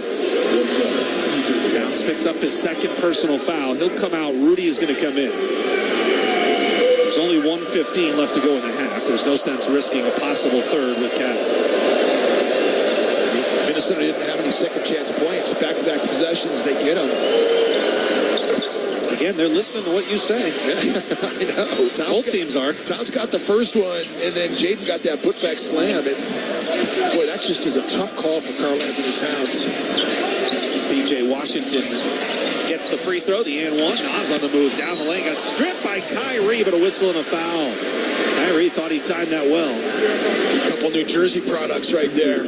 Boy, when Nas catches that in the wing, he's on the move like that. I mean, just get out of the way. It's a freight train coming through. Playing out the catch, man. It's one of the best things that he does. So Nas will go to the free throw line for 2 shots. Timberwolves basketball here in game 1 against the Mavericks, brought to you by U.S. Bank. U.S. Bank is proud to be the official bank of the Timberwolves. And by Treasure Island Resort Casino. Book your stay now. TICasino.com. Treasure Island, the official casino partner of the Timberwolves. Both teams with 14 fouls in this quarter. So neither team got to the bonus early in the quarter. It's been a pretty clean game. You know, it's this free throw, but Ant tracks down the offensive rebound. Left wing, Ant with a left-handed dribble, steps through, reverse layup. No, but he drew the foul. He got whacked across the forehead. He'll take a moment, flat on his back, right side of the lane, and will attempt his first 2 free throw attempts of the evening. Minnesota's 5 of 9 from the free throw line.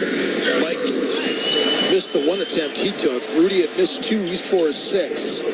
Nas just missed that second one right there. So Anthony Edwards has a chance to rectify that. I mean, what Ant's done on the glass here early on, 9 rebounds for Anthony Edwards, and 3 of them have been offensive. The floor needs to be wiped up over there in the general vicinity of P.J. Washington and Nas Reed. It's hot in here. These guys are sweating a ton. So 56.1 left to go in the half. 57-52. Timberwolves lead by 5. They have shot 48% and 44% from deep. Dallas is shooting 54% in this game, but just 2 of 13 from distance. Yeah. And they have twice as many turnovers as the Wolves do. Not a huge number, but 6-3. 2 free throws by Ant are good. He's into double figures with 10. Jaden leads the way with 19. Up by 7. Dallas with the basketball. Here's Doncic, I should say Irving with it up top off the Gafford screen to the right side of the lane. Full pass up top. Here's B.J. Washington in the paint. Nice hesitation move. He'll float it up. The shot finally drops in. 2 bounces off the back iron and it drops. 38 seconds left to go in the first half. Mike up top to Nas. Now and lit it left side. A deep 3 on the way. Boy, he lined that up. He wanted it. He bought it. 13 for Ant. That is his 3rd 3 of the half. He's 3 of 5 from deep. Kyrie on the move, all the way down the lane, floats it up. The shot somehow drops in. Incredible. It's going timely across the lane, ran it up over Rudy Gobert, and somehow had the soft touch to drop it in. Kyrie's got 21. 62-56. Wolves by 6. Shot clock is off. Dallas does not have a foul to give. Ant's got it out by midcourt. 7 seconds to go in the half, and Ant throws it away. Chest pass to the right wing and airmailed it to Mike Conley.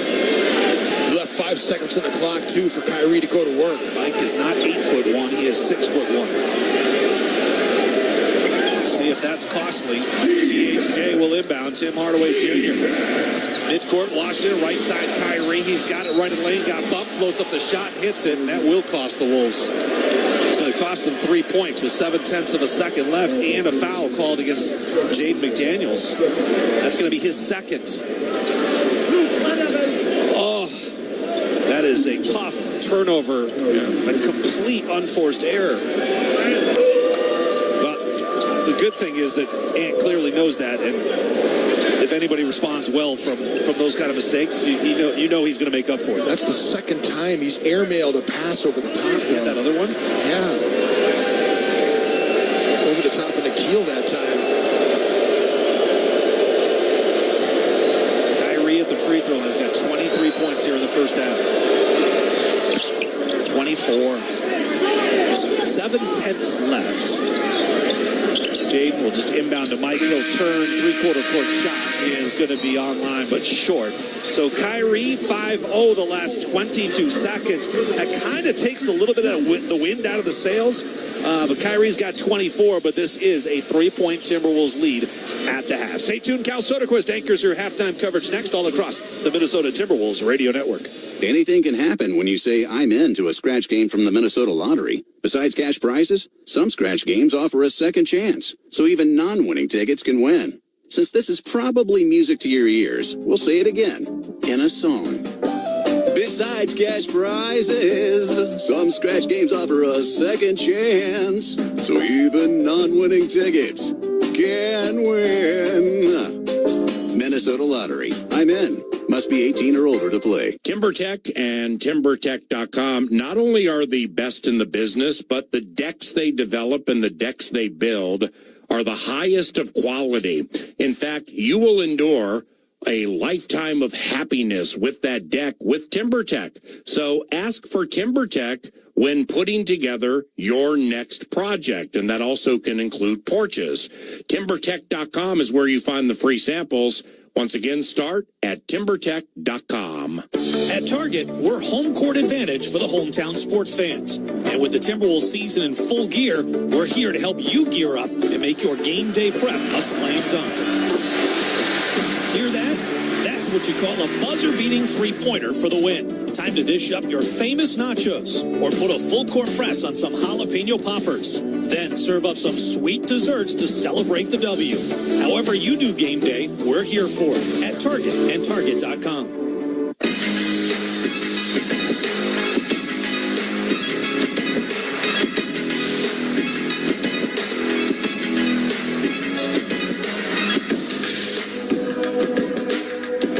See if that's costly. THJ will inbound. Tim Hardaway Jr.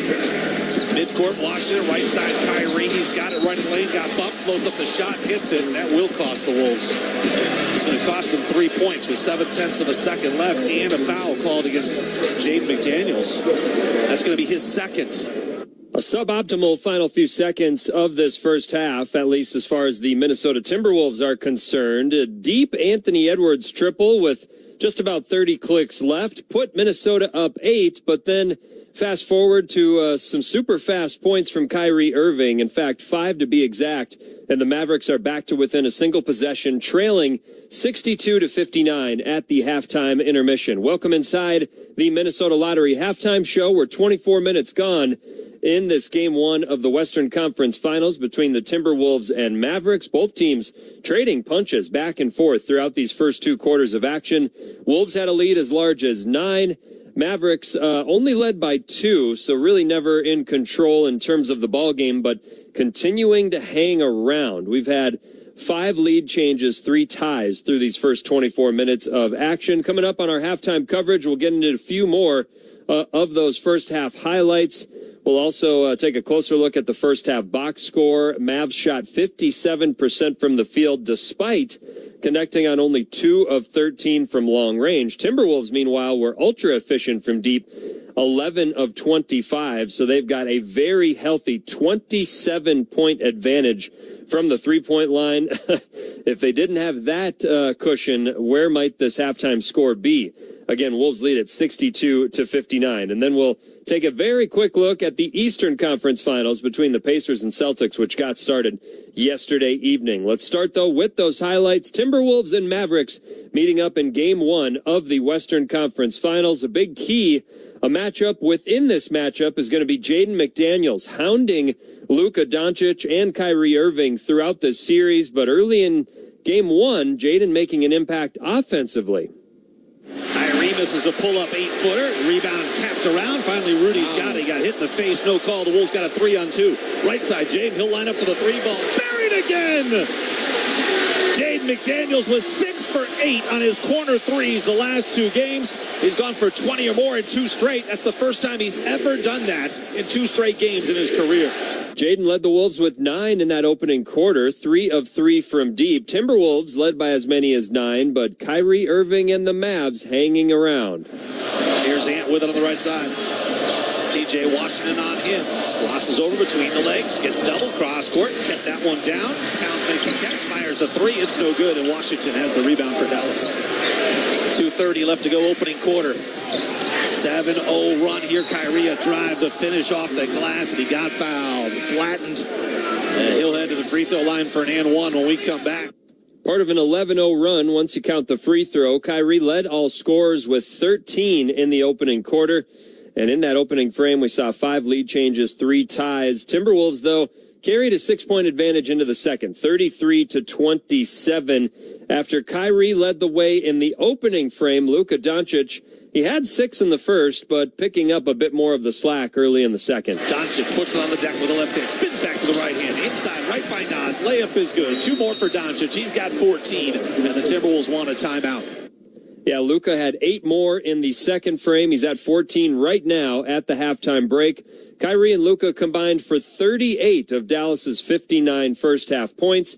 They shot a combined 17 of 28 from the field, just 1 of 7 from long range. So you'll probably take that if you're the Timberwolves, and limiting Luka much more than they were limiting Kyrie, as he had 24 first-half points to lead all scorers, 11 of 14 from the field. Luka Doncic just 6 of 14 from the field in tallying those 14 points. So Luka getting to the hoop there early in the second. Later in the frame, Jaden McDaniels creating his own second chances and continuing to shine on the offensive end. And to the corner, McDaniels slipped a bit, still maintains the dribble across the lane. Tough shot, floats it up off the back iron. No, Jaden the texting last. Oh, yes, slam follow. Jaden with 2 more is up to 19. He's hunting for his 3rd straight 20-point game, something he's never done in his NBA career. Put him on an all-NBA defensive team, and all of a sudden becomes a big-time scorer. Yeah, Jaden McDaniels well on his way to continuing that streak with 19 at the halftime break. And congratulations to Jaden as well, announced earlier today as the second team all-defense in the NBA. Well-deserved, certainly, from Jaden. Rudy Gobert, of course, named to that first team all-defense earlier this week as well. Jaden led the way with those 19 first-half points, 7 of 9 from the field, 5 of 6 from long range. Anthony Edwards, he's into double figures as well with 13 on 4 of 7 from the field. Now, how about Kyle Anderson? 11 points in his 13 minutes off the bench. At times, Luka Doncic and other Mavs just leaving KA wide open, and Kyle mostly making them pay in that first half. So great minutes from him. That second unit for the Timberwolves did dominate the Dallas second unit, 17-7 in terms of bench scoring. How about the Mavs doubling up the Timberwolves in the points in the paint category, 44-22. Again, the Wolves more than made up for that deficit with their 27-point advantage from the three-point line. Wolves connected on 11 of 25 attempts from deep, compared to Dallas hitting just 2 of 13 from long range. Free throws, Wolves have the edge there, 7 makes to Dallas's 5. Rebounding battle is a slight edge to the Mavs, and Dallas as a team shot much better, 57%. Wolves just below 50% clip, though, in terms of their offense. They've got the 3-point lead at the intermission, 62-59. Jaden leading the way for Minnesota. Kyrie with his 24 leading all scorers. He and Luka doing a lot of the heavy lifting for that Dallas offense. This is the Minnesota Lottery halftime show. Fans of your game for a little excitement, just say I'm in and play the Minnesota Lottery today. We will pause. We'll come back and update you on Game 1 in the East before we get set for the third quarter of Game 1 here tonight at the Target Center, right on the Timberwolves Radio Network. Thanks for calling Toyota. This is Jan. Hi, Jan. I just adopted a new best friend, and I'm looking for a Toyota so we can make the most out of summer. With a new RAV4, you can take your pup for a drive up the coast. You can take a Prius to the park for some tug-of-war. Or you can take a Tundra to kayak at a remote lake. One problem, Jan. Oh? My new best friend's a cat. Your summer starts here, but it all ends June 3rd. Toyota, let's go places. Dealer inventory may vary. See your participating Toyota dealer for details. The NBA app is everyone's app. Every fan of every team. Oh, my goodness. Everyone who follows LeBron, Tatum, and Embiid in the app. Every warrior who's ready to go to battle over three-point percentages. Every streetwear king who's here for the tunnel fits. Every young buck, nugget, and grizzly who wants to take a peek behind the scenes of the league. And everyone else on this floating basketball we call Earth. Download the NBA app today. Available in the Google Play, Apple app, and Android stores. If you've got the right tools and the friendly people at U.S. Bank in your corner, making smarter money choices is a piece of cake. If only our tools and helpful advisors could have helped you avoid some of those not-so-smart choices in life. Like that time you tried to pick up unicycling. Oh, coming through. Or when you thought it'd be okay to pet that squirrel in the park. Good squirrel. Good squirrel. While we can't help you with all that, we can help you bank smartly at usbank.com/smarter together. Member FDIC. This copyrighted broadcast of the National Basketball Association may not be retransmitted, reproduced, rebroadcast, or otherwise distributed or used in any form without the express written consent of the NBA. You're listening to the Timberwolves Radio Network. 24 minutes gone here in Game 1 of the Western Conference Finals. Back and forth, the Timberwolves and Mavericks went for much of these first two quarters. Wolves had a lead as large as 9 a couple different times, but every time they were looking to lengthen that advantage to double figures, Kyrie Irving, Luka Doncic, and the Mavs had a response ready in the chamber, and the visiting Mavs trailed by just 3 at the halftime intermission, thanks to 5 straight points from Kyrie to close the gap just before that halftime horn. His 24 points, 11 of 14 from the field, good enough to lead all scorers. Luka Doncic has 14 and a team-high 5 assists, though struggled a little bit from the field for at least Luka's standards, 6 of 14 in his 20 minutes. Timberwolves being led by Jaden McDaniels. He was a revelation in the back half of that Nuggets series. He's got 19 more first-half points here tonight, 7 of 9 from the field, 5 triples as well, and Anthony Edwards in double figures with 13 on 4 of 7 shooting. Kyle Anderson also making the Mavs pay for sagging off at times defensively. He had 11 points in his 13 first-half minutes. Timberwolves plus 27 from the three-point line. That is help certainly, considering they're getting doubled up in the paint, 44-22. Wolves have the 3-point halftime lead. Updating you very briefly on the action in the Eastern Conference. Game 1 of that conference final series got started yesterday evening in Boston. It took an extra 5 minutes, but the Celtics survived with a 133-128 overtime victory in Game 1. Jason Tatum had 10 of his 36 in the extra 5 minutes. So we'll see if Indiana can recover from what many are saying was clearly letting Game 1 slip out of their fingertips. They had a 3-point lead with 6 seconds left, led by as many as 5 in that fourth quarter. Feels like something they might not be able to recover from in the series. Wolves have a 3-point lead at the intermission here. We'll take one final pause, get you back inside the Target Center for second half action right after this on the Timberwolves Radio Network. When you drive a vehicle so reliable it's backed by a 10-year, 100,000-mile limited warranty, you stop thinking about what you can't do and start doing what you never thought possible. Visit your local Kia dealer today to see what you're capable of in a vehicle that inspires confidence around every corner. Kia, movement that inspires. Call 800-333-4KIA for details. Always drive safely. Limited inventory available. Warranties include 10-year 100,000-mile powertrain and 5-year 60,000-mile basic. Warranties are limited. See retailer for details. Is it possible to detect the undetectable? Could people record their voice and share it with doctors who'll use advanced AI technology that can accurately detect signals in the human voice that are indicators of coronary artery disease? Is it possible? It already is, because every day we're doing what's never been done. Learn more at mayoclinic.org/possible. Mayo Clinic. You know where to go. You are our local businesses. You are our community partners, our neighbors, families, and friends. You represent the American dream and uphold the spirit in which it was created. Since 1904, Federated Mutual Insurance Company has been honored to serve and help protect your business. When you need us, we're here to help, face to face.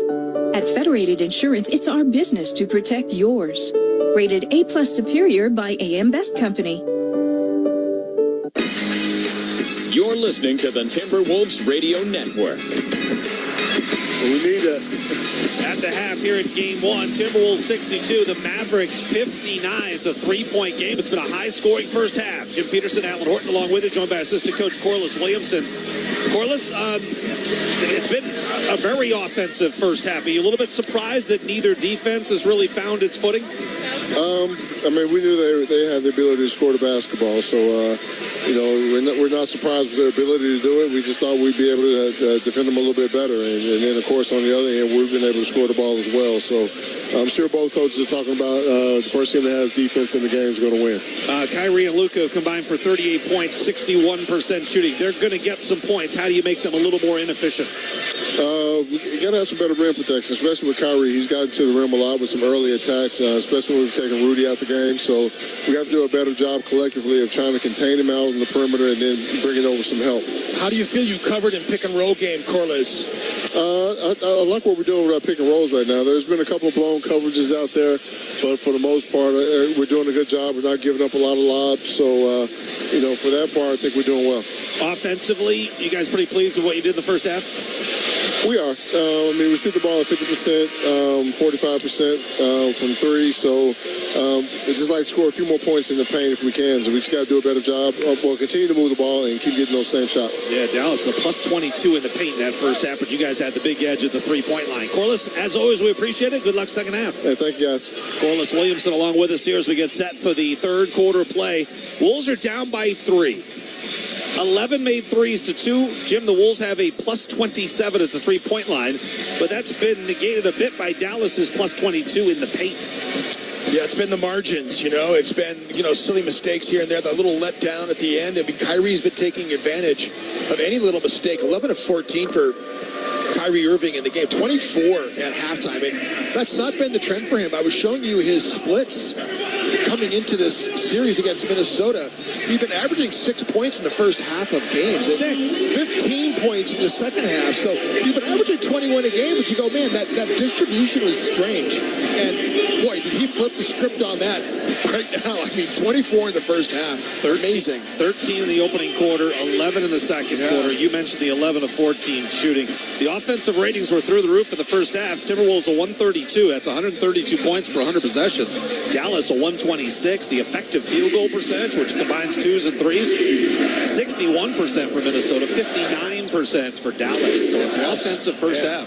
Just 2 of 13 from outside the arc for Dallas. But boy, they shot it so efficiently in the painted area. 81% in the paint. Luka's in the paint right here. He got the ball knocked away by Rudy out of bounds across from the Wolves bench. And Dallas will have 7 on the shot clock. So we're underway here in the third. Look at that. Most of the crowd's back in their seat. Only about 12.9% of the crowd still back on the concourse level. Here's Kyrie off the inbound. He'll lob it back to the right wing. Nearly threw it away, but Derrick Jones Jr. somehow corralled it. Sets up P.J. Washington. 3-ball at the buzzer. No. Gafford offensive rebound. Put back jump hook from 6. That rims off. And Anthony Edwards has the rebound. So Anthony Edwards will bring it up here off the Rudy Gobert screen. Now back up top, Rudy well beyond the arc. Hand off to Conley. Mike off the Rudy screen, pops on a 3, missed that one left. The rebound comes right. Gafford has the rebound. Dallas controlled the glass in the first half. They were a plus 4. Offensive rebounds were even 5 apiece. Kyrie lobs it up. Gafford throws it down with the right hand. Well, that pass was up there for an eternity. And Gafford just hung in the air, waited for it, and slammed it through. That's the pick and roll lob dunk that they've been afraid of. They wanted to take away and did a good job of doing that in the first half. That's the first one they've got. Gafford had 59 alley-oops in the regular season, 7th most in the NBA. Rudy Gobert, who follows up on this inside. Rudy was number 3 in lob dunks this year, 64-61. There's Luke off the high screen by Gafford, top of the key, switches the right hand down the lane, swings it over his shoulder to Gafford. There's another alley-oop dunk, back-to-back possessions. First it was Kyrie setting up Gafford. Lucas says, hey, you can do it, I can do it. We've seen a lot of that from Daniel Gafford in his career. Here is Conley down the lane. The floater, they're going to wave off. They say there's a foul on the perimeter. Yeah, Luka Doncic following Rudy Gobert on the roll that time. Mike came clean off, and he was going to be able to shoot that floater. Luka Doncic grabbing Rudy Gobert. Mike made the signal back to Mike Inori to see if they wanted to challenge that, but it looks like the Wolves are just going to inbound here. Inbound to Anthony Edwards. 13 points, 9 boards, 5 assists. At the three-point line, throws it up top, Cat fumbled it. Cat quiet first half, 3 of 9 shooting. He drives left the lane, runs it up off the glass, too strong, and P.J. Washington has the rebound. Just a hard shot. Kyrie knifes his way up the floor, angles to the right side, now back left wing to Luka Doncic, guarded by Jaden McDaniels. Doncic 6 of 14 shooting, he's doubled on the sideline, still able to get a high post, and Anthony Edwards knocked it away from Gafford. And able to control off the Jaden, drives in, slams it through for 2. There's the third consecutive 20-point game for Jaden McDaniels. First time in his NBA career he's done that. Minnesota's been saving the high wall coverage. They have not done it. It's been very effective against Luka Doncic. They did it that time, got the steal. Here's P.J. Washington off to Kyrie. Baseline drive, zips it off to Gafford under the bucket. He'll lay it in for 2. Just killing Minnesota in the painted area. You know, in the regular season, Dallas only averaged 47 paint points per game. That's 24th in the NBA. They are currently up to 50 paint points. And we're just underway in the second half. Rudy got it knocked free out of bounds by Luka Doncic. Will stay Timberwolves basketball. 3 gone, 9 left to play, third quarter. Both teams with their starting 5s to begin the second half. Conley, Edwards, McDaniels, Townsend, Gobert. Doncic, Irving, Jones, Washington, and Gafford. Mike corner 3 on the way in front of the Dallas bench is long. It's an air ball. Luka shot it well. 0 for 5 for Mike from outside the arc in this game. Luka goes around his back. P.J. Washington to Kyrie, who quickly zips it to Derrick Jones Jr. Takes off in the paint, scoops it up off the glass. No, Gafford could secure the rebound. And that's because he got fouled from behind, Mark Davis says. Rudy picks up the foul. That'll be his second. I know the crowd's upset, but I think there was a reason why Gafford couldn't secure that offensive rebound. Yeah, Rudy gave him a shove with his left forearm right in the back that time. It's going to be side out, though. Gafford's going to come out. Lively's going to come in. He was hurt before that. Yeah, they just showed that replay, and he looked like he was bent over a little bit. Something was bothering him. He's coming to this game healthy. The Mayo Clinic injury report brought to you by Mayo Clinic, your source for medical answers. No Maxi Kleba. No Olivier Maxence Prosper.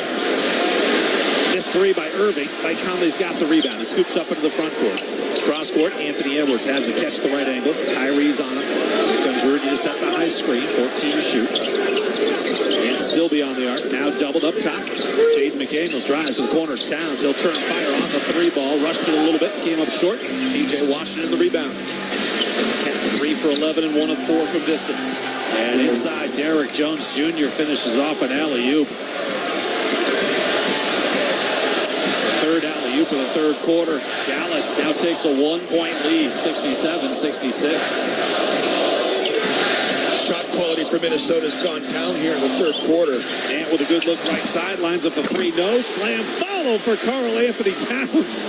Just snuck in baseline far side. Nobody picked him up. He hammered that one home. Hopefully that gets Cat going. Here's P.J. Washington wide open up top. He'll fire on the 3. Langs off the iron. Towns with another rebound. Ant with the Wolves up by 1, 68-67. Ant seen a lot of blue jerseys. Boy, the floor's not spaced great. Off the Rudy screen, Ant will pop on the 3. Missed that one.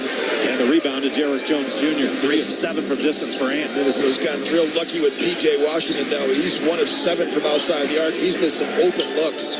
Washington has it right side against Mike Conley. Starts to back him down. Spin baseline up for the shot with the right hand. No, but he drew a foul on Mike. P.J. Washington will go to the free throw line for 2 shots. Game 1 of the Western Conference Finals. These 2 teams have met in the postseason before. 2002, Dallas was the 4 seed that year. They had 57 wins. Timberwolves were the 5 seed. They won 50 games.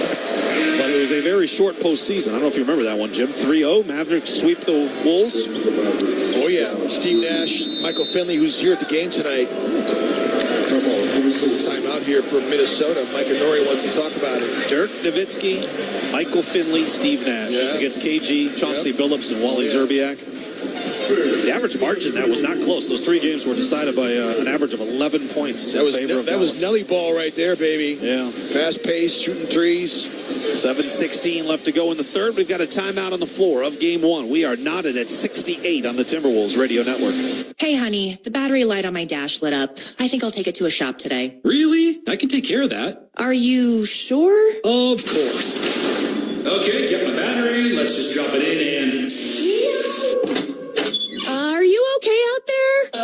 I think so. Should my car be smoking like that? Some things are better left to the professional. When you need your vehicle fixed, trust your local repair facility. And when you need a battery, trust FVP. Visit FVPparts.com for an installer near you. Hello, I'm Matt Meyer, 5th-generation farmer from Clearwater, Minnesota, and owner of Thousand Hills Lifetime Grazed Grass-Fed Beef. We believe the tastiest, most nutritious beef comes from cattle that are regeneratively grazed for their lifetime. Never confined to a feedlot, never fed GMO plants or grains, and not exposed to chemical pesticides like glyphosate. Please find our grass-fed beef at Coburn's and your local food co-op. Thousand Hills Lifetime Grazed, nourishing soil, plants, cattle, and people by holistically grazing cattle for their lifetime. Bring the fun to family time with a visit to Treasure Island Resort and Casino. Start by making a splash and memories at the lagoon. Our indoor water park includes a lazy river, an activity pool, and more exciting features. Then hit the lanes at Island Extreme Bowl for some family-friendly competition before you head to our luxurious hotel for a relaxing night away. Book your stay now at TICasino.com. Treasure Island Resort and Casino. Destination fun. Wolves fans want to get playoff tickets right now? Nas, 2-on-2, sets up Ant, right side, wide open 3. Yes, sir! Become a 2024-25 season member, and you can pick out your seats for the 2024 playoffs today. There's Plumlee diving in on Rudy and blocks the shot. The third block of the game for Gobert. Memberships feature phenomenal perks like 25% off concessions and team merch at every Wolves home game. Plus, pay for your membership monthly. You gotta love it! Learn more at timberwolves.com/memberships.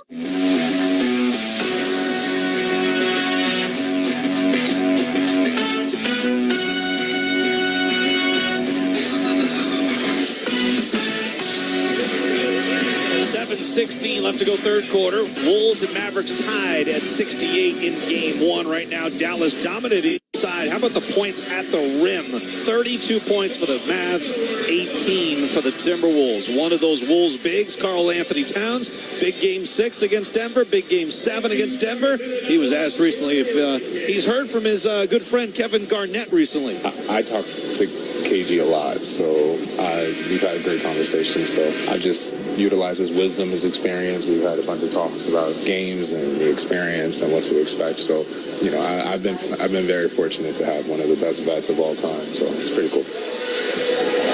Yeah, Cat really connected with KG, and of course that was his rookie year. And KG, I think, only played like a dozen games, if that, coming over from Brooklyn. Didn't have a lot left in the tank, but made a big impact on Karl.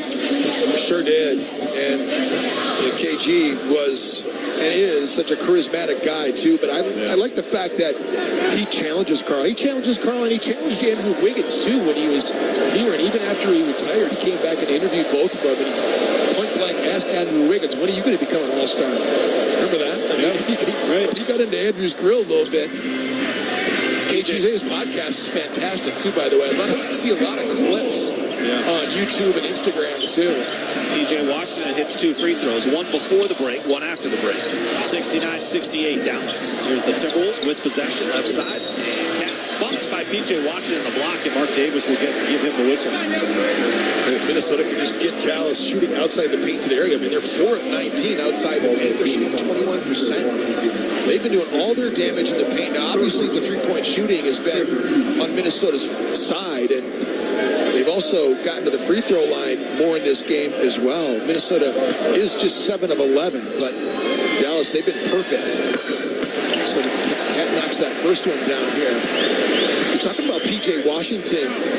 He had a heck of a series last series for the Dallas Mavericks. I mean, he had those 3 games in 2, 3, and 4. And he had 29 in 2, game 2, 27 in game 3, 21 in that game 5. And then he had 9 points in the deciding game. All those came in the fourth quarter. He had some big clutch free throws at the end. Yeah. Cat hits hits a couple of free throws. The Wolves go back up by 70-69. Luka steps inside the arc. Now the step back right angle three. That's off the heel, and Mike Conley's got the rebound.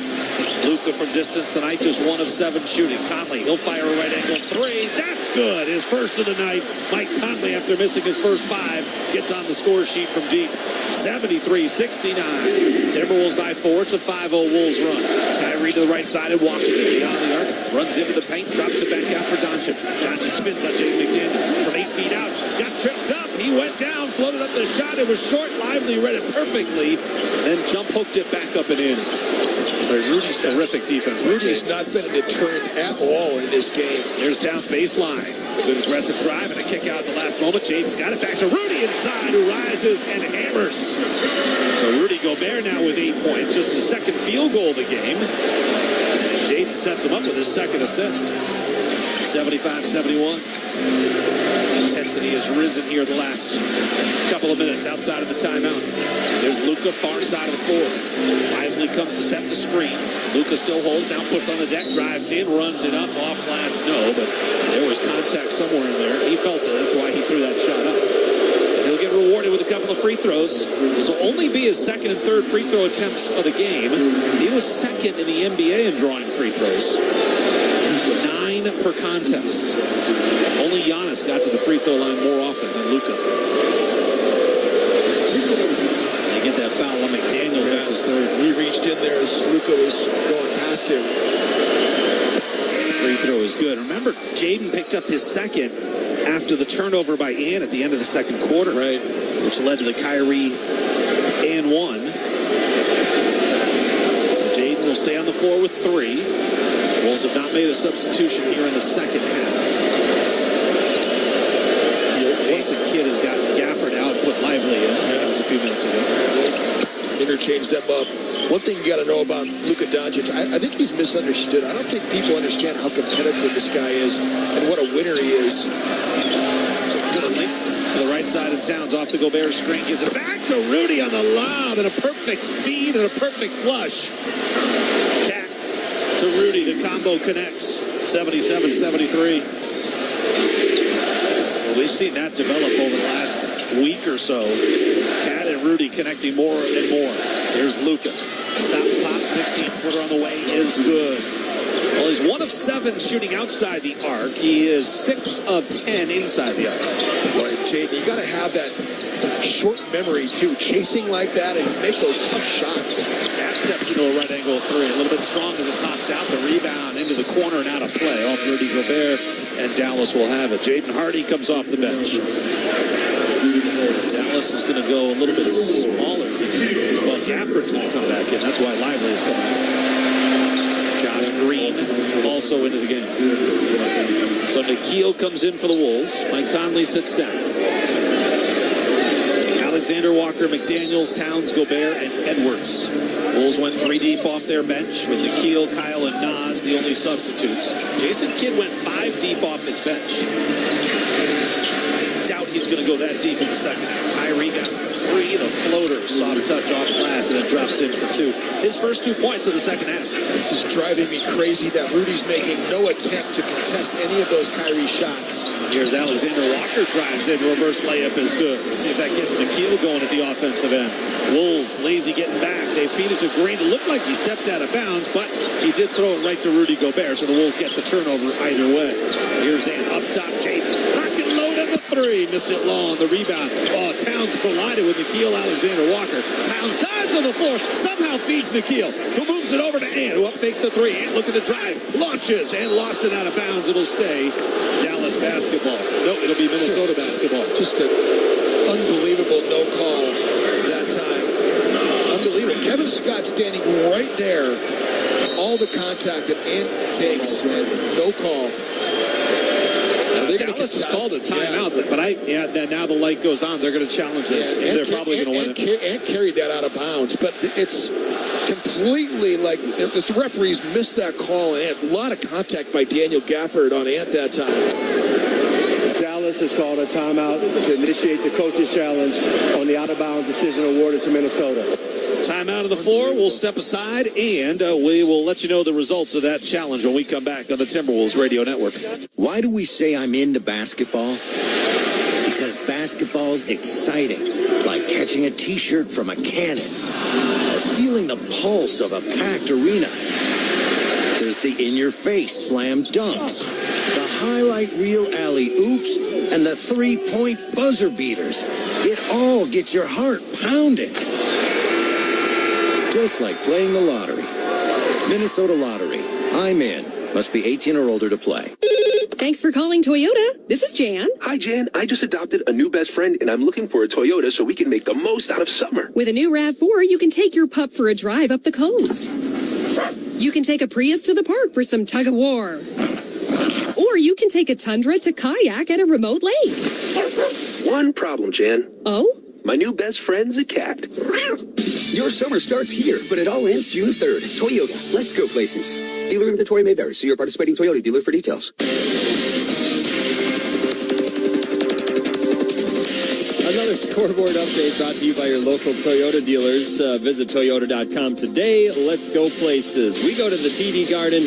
Jason Tatum and the Boston Celtics captured game one, a 133-128 overtime victory. Tatum had 36, 10 of which came in the extra 5 minutes. Pacers had this one slip through their fingertips. They had a 5-point lead with 3.5 to play in the fourth, still led by 3 with just 6 seconds left before a Jaylen Brown triple forced the overtime. Tyrese Halliburton had 25 and 10 dimes in the loss, and still firmly believes he and the Pacers can give the Celtics a series. I mean, we know we can play with these guys. I mean, that's for y'all to say that we don't, there's a lot of people out here saying we don't belong here.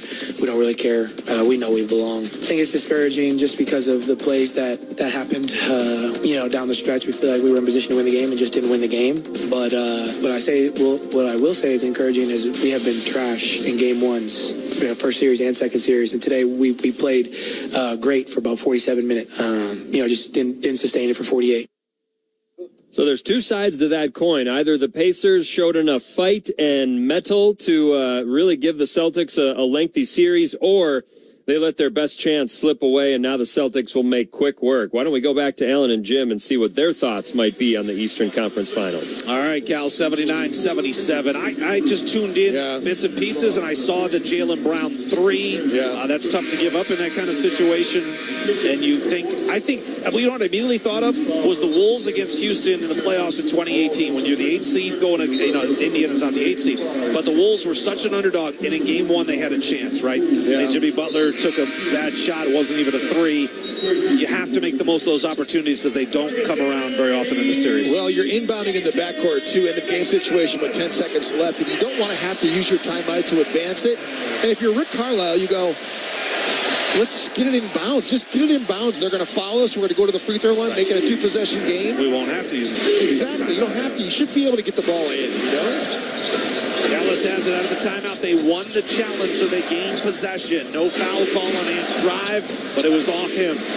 Kyrie with it. Pushes it left side. Josh Green will step into a wing 3. That's no good. It's another above-the-break 3 miss for the Mavericks. They're 1 for 17 on those tonight. 1 for 17 on above-the-break 3s. Kyle Anderson out there. Ant right side.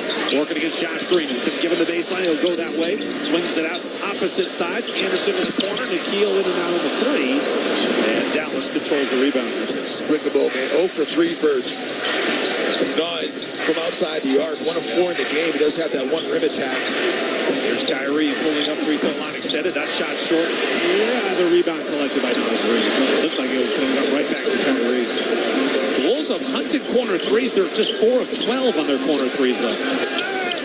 Lob inside. Rudy got bumped. He just pushed it up toward the rim. The officials will not blow the whistle. Back the other way. Jaden Hardy a drive. Kick out. Josh Green wide open. Look at the 3 and he buries it. 80-79. Dallas by 1 with 3 to go in the third. Well, you're just going to have to work that much harder if you don't get the whistle. Ant with it across the timeline with Naz, Rudy, Kyle, and Nikhil Alexander-Walker. Up top, it's Naz. He'll take a run with a left-handed dribble and try to swing it inside. Got it to Rudy. Bottled up. Out to Ant. Great look at the 3. In and out, no. Great play there by Rudy. Made the right pass. Gave Ant a good one. And Just 3 of 8 on his threes tonight. Here's Hart, pressured by Ant, nearly lost it near sideline. Now Ant stripped and it's loose, scooped up by Gafford. Gafford on the attack, all the way to the bucket. Shot no good, well contested by Rudy Gobert. Wolves have a 5-on-4. Can they take advantage? Here's Ant in the paint, steps through, got it knocked away. It's loose, it's out of bounds. This is going to be, I think this is Dallas basketball, but nobody seems to know. They're going to call it jump ball. Jump ball. Minnesota had horrible spacing on that attack, too. Gafford was down on the floor under the basket. Minnesota did not have great spacing. And Rudy kind of went around Ant, but he ran right into the area where Ant was driving. Now a timeout's been called by Dallas. I think they're going to challenge us. So even if they win, they'll gain possession, but they'll be without a challenge the rest of the game. We'll still have theirs in their back pocket. 2:10 left to go here in the third quarter of play under the category of better late than never. Let's pause 10 seconds for station identification all across the Minnesota Timberwolves radio network. Hey, it's Corey Coven. You're listening to Game 1 of the Western Conference Finals, Mavs and Wolves. We'll talk Wolves tomorrow morning on the Power Trip, 5:30 to 9 on the home of the Timberwolves, FM 100.3, KFXN, Minneapolis, St. Paul, the Fan. Along with studio host and executive producer. Dallas has called a timeout to challenge the out-of-bounds decision, which was ruled a jump ball. As officials that I have knowledge as to who touched the ball last. Okay.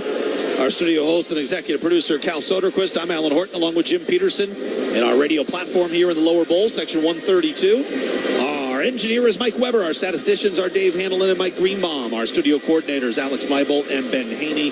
Glad you're along with us on our flagship 100.3 FM, KFAN The Fan. iHeartRadio app, Timberwolves mobile app, Sirius XM NBA radio channel 86, and all across the Timberwolves radio network. 80-79, 2:10 left. Are the Mavericks going to win this challenge? Ant kind of lost it in the lane. I think it rolls off his leg, off his foot. It's going to be Dallas basketball. Pretty clearly. The good news is, though, that even if Dallas wins it, they're now without a challenge. Replay has determined that the ball was last touched by Minnesota. Therefore, it is a successful challenge, and the ball will be awarded to Dallas on the baseline, and the shot clock and game clock are correct. Mark Davis, the crew chief, 26th season. Did you get Mark Davis anything? Tonight is his 200th career postseason game that he's refereeing. How about that? Maybe afterwards you should. Well, he looks good. I mean, the guy doesn't ever change. No. I mean, he's forever young. I mean, we used to talk Bikram yoga years ago. Like, he's a Bikram yoga guy. And so, yeah. He's continued, evidently, because I've stopped. I don't do it anymore. Mark Davis, the Wolves are 3-0 with him in the postseason. They were 3-2 in the regular season. Kevin Scott, Mark Lindsay, the other officials. Right side, Luka Doncic. So that ends the Wolves' possession. Under 2 to go in the third. It's 80-79 Dallas. Here's Luka fading on a 14-footer. It came up short. McKeel scoots in for the rebound. Minnesota 1 of 10 here in the corner from outside the arc. They have not shot it well at all. Here's Anthony Edwards up top. Back to the right side. Nas will fire the three. The Wolves are 1 for 11 on their threes in the quarter. Luka, what a pass up ahead. Josh Green to the rim. Missed the dunk off the back iron.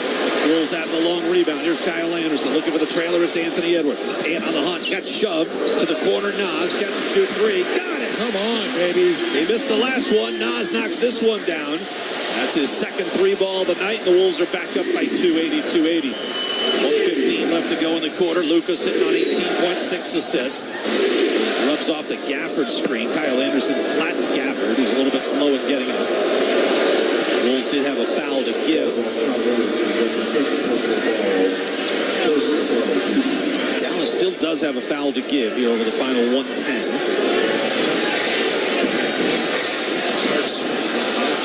Anderson got shoved down. Luka's got a lane inside, drops it off Gafford and flushes with two hands. He dunks it extra hard, too, doesn't he? I mean, he's doing the Shaquille O'Neal, lifting up the knees and hanging on the rim, and he gets his money's worth when he throws it down. Looks like he's trying to bring down the whole stanchion. Exactly. There's Nas, left side, off to Kyle Anderson. Guarded by Josh Green. Back to Nas, who moves on Hardy. Strong drive, got the ball knocked free. Scooped up by Josh Green. Green on the attack, and he threw it to the corner. Nobody's there. Turnover on Dallas is their 6th of the game. Wolves have now, check that, it's their 8th. Timberwolves have 5. going? I mean, where's Josh Green going with the basketball? He did not have numbers. No one running with him. He was all white jerseys in front of him. There's Anthony Edwards right in the lane. Pulls it out beyond the arc. Derrick Jones Jr. on him. Off to Rudy, right back to Ant. Thought about a three. Now Nas with it. 5 to shoot. Takes a run down the lane. Got stripped from behind. There's a whistle and a foul. One thing that is in the scouting report about this Dallas Mavericks team is that if you're driving in the painted area, they are swiping down. I mean, it's one of the things that if you've noticed every time that Nas Reed has attacked the basket, really anybody, Karl Anthony Towns, same thing. They are swiping down, and Nas has had it knocked free from his hand multiple times in this game already. He has finished a couple times, but it almost got knocked out of his hands on those instances too. So when that's on the scouting report, how do you adjust as an offensive player? You got to go strong, and you got to protect the basketball. I mean, you have to have a handle on it. You cannot handle it with one hand, that's for sure. First free throw is rattled in by Nas. Anthony Edwards will catch a breather here with 20.1 seconds left to go in the third quarter. The other thing, too, is if they're helping in the painted area, and they are a low-man help team, if you're driving the basketball, you've got to be aware of that and also kick it out to the corner. This is one of those extra pass kind of teams. You've got to move the basketball. If you're driving it, which I like, collapsing the defense, you've got to find guys that are open on the perimeter. The Wolves have found some corner three opportunities. They've already tossed up 14 corner three-point attempts. You know, Ant sits down. He's 0 for 5 shooting in the corner. I felt like he was tired in that third. Yeah. Here's Luke on the attack against Gobert. Under the basket. Fades to the corner. Threw it away out of bounds. Boy, Rudy held his own there. And Luka comes right back down the floor. He was looking towards somebody. Oh, it's Mark Davis. And Dallas slows things up where they get a couple of substitutions in on that. Yeah. The Wolves wanted to inbound and play. Yeah, they get Gafford back in the game. They get Luka out of the game. They get Derrick Jones Jr. back in the game. Off the inbound, here's Nikhil on the run with 1 second left to go in the quarter. That shot no good. Blocked. The Wolves thought there might have been a foul there, but we go to the fourth quarter of game one. The Timberwolves lead the Mavericks 83-82. We go to the fourth next on the Timberwolves Radio Network. If you've got the right tools and the friendly people at U.S. Bank in your corner, making smarter money choices is a piece of cake. If only our tools and helpful advisors could have helped you avoid some of those not-so-smart choices in life. Like that time you tried to pick up unicycling. Whoa, coming through! Or when you thought it'd be okay to pet that squirrel in the park. Good squirrel. Good squirrel. While we can't help you with all that, we can help you bank smartly at usbank.com/smarter together. Member FDIC. Get the champagne ready. The NBA Finals are here. Welcome to the NBA Finals. Let's raise our glasses and our rings to the two phenomenal teams left standing. Here's to high-stakes action, to thrilling moments we can't miss. He ties the game at the buzzer. And to crowning our next champion. Here's a toast to the NBA Finals. The 2024 NBA Finals, presented by YouTube TV, begin Thursday, June 6th on ABC. At Target, we're home court advantage for the hometown sports fans. And with the Timberwolves season in full gear, we're here to help you gear up and make your game day prep a slam dunk. Hear that? That's what you call a buzzer-beating three-pointer for the win. Time to dish up your famous nachos or put a full-court press on some jalapeno poppers. Then serve up some sweet desserts to celebrate the W. However you do game day, we're here for it at Target and Target.com. Is it possible to conquer the unconquerable? Can artificial intelligence and data create a personalized gene roadmap just for you? Customizing your cancer treatment, giving your body exactly what it needs to fight the disease? Is it possible? It already is, because every day we're doing what's never been done. Learn more at mayoclinic.org/possible. Mayo Clinic. You know where to go. You're listening to the Timberwolves Radio Network. 12 minutes up on the scoreboard. Fourth and final quarter about to get underway of game one of the Western Conference Finals. The Timberwolves in the West Finals for the second time in franchise history. The only other time was 20 years ago in 2004. They take a 1-point lead over the Mavs into the fourth. The Timberwolves did not shoot the three well in that third quarter, just 2 of 12, but they still are a plus 30 at the three-point line. But Dallas has kind of made up for that with a 58-34 advantage. They're plus 24 in the paint.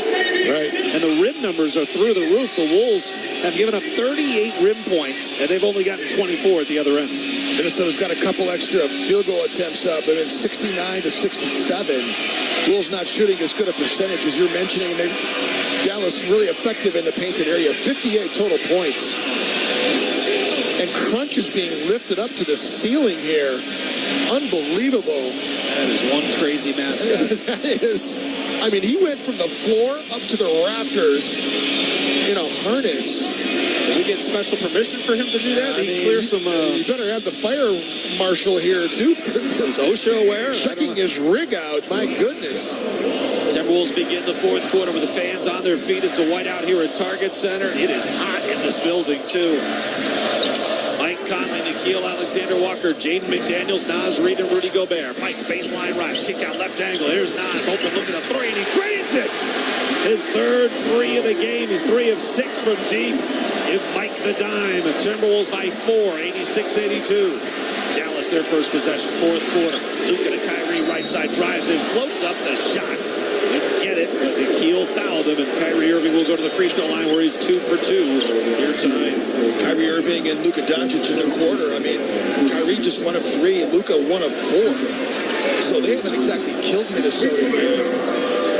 Really quiet third quarter for them. Attention parents, summer's just around the corner. Now's the best time to register your child for the Wolves and Lynx summer basketball camps. Camps are held throughout the metro. They'll feature a special appearance by Crunch if he survives going up into the rafters. He'll be there this summer. Just get all the details at TimberwolvesBasketballAcademy.com.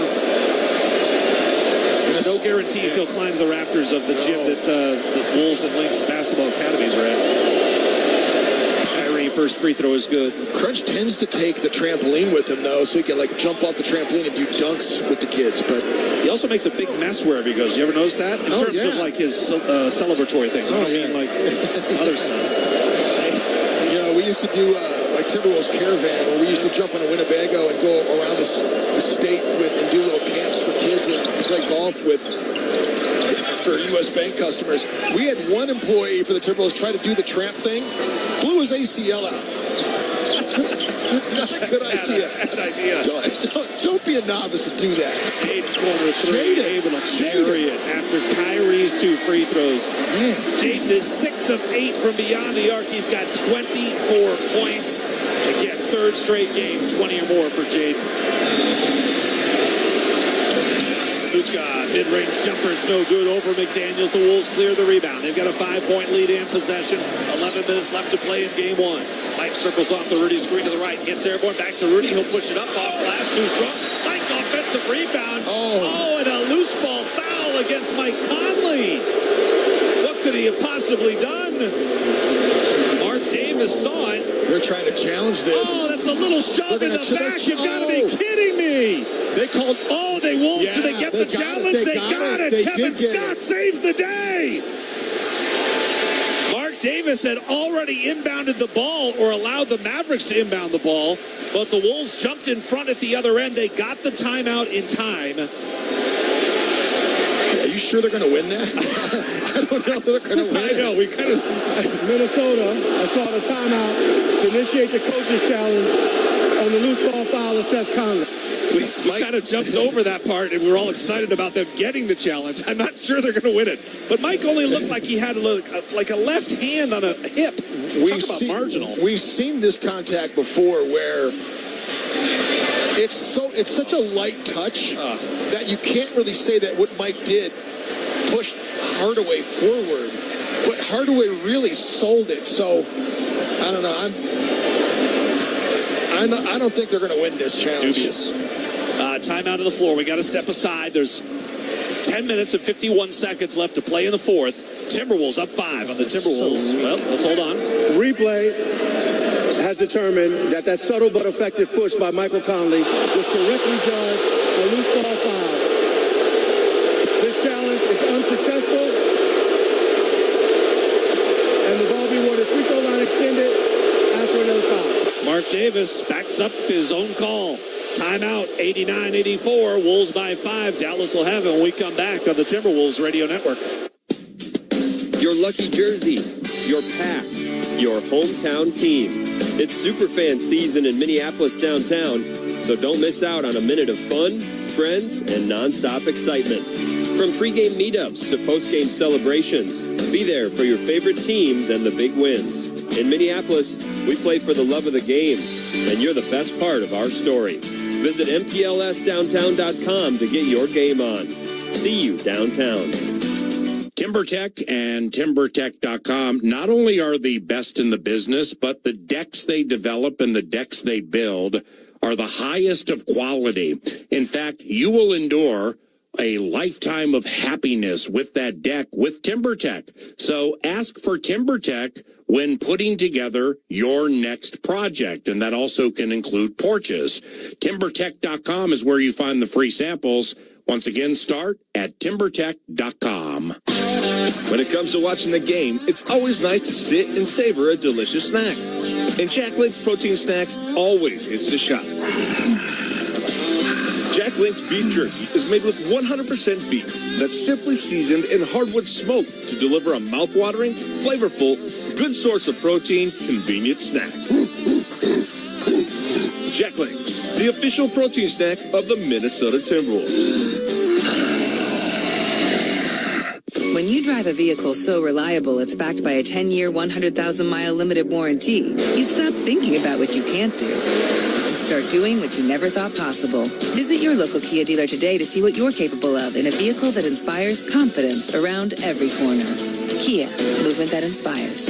Call 800-3334-KIA for details. Always drive safely. Limited inventory available. Warranties include 10-year, 100,000-mile powertrain and 5-year, 60,000-mile basic. Warranties are limited. See retailer for details. Wolves and Mavs. Game 1 on KFAN.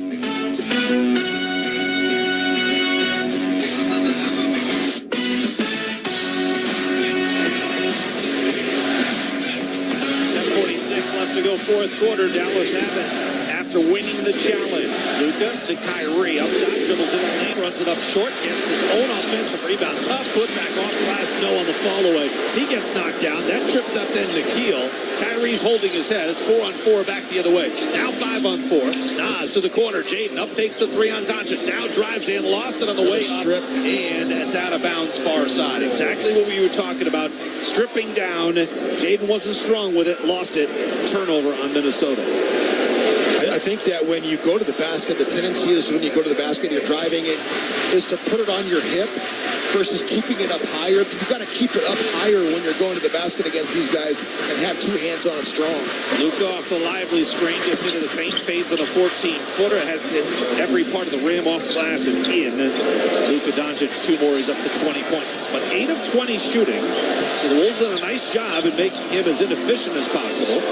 Conley off the Gobert screen, back to Rudy on the roll, spin move on Lively, stops, puts up the shot, it's short, Lively's got the rebound. I just don't know why you give the ball to Rudy at the free throw line if you're Mike Conley. You should know better than that. It's too far for Rudy to have to dribble and handle the basketball to get to the rim.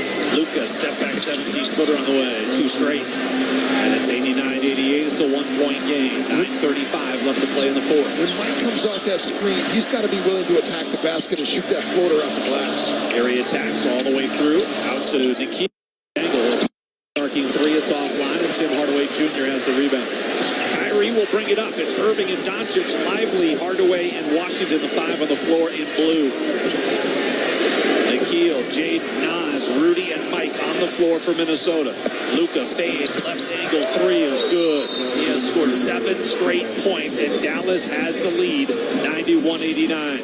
9:07 left to go in the fourth quarter. We step aside from Target Center in Game 1 with the Mavericks up by 2 on the Timberwolves Radio Network. Keep the fun close to home with Treasure Island's 2-night staycation hotel package. Start your stay by playing your way through our newest slots with $50 free slot play. Go beyond the gaming floor and experience more of the island with a $75 gift card to our restaurants, bars, gift shop, and more.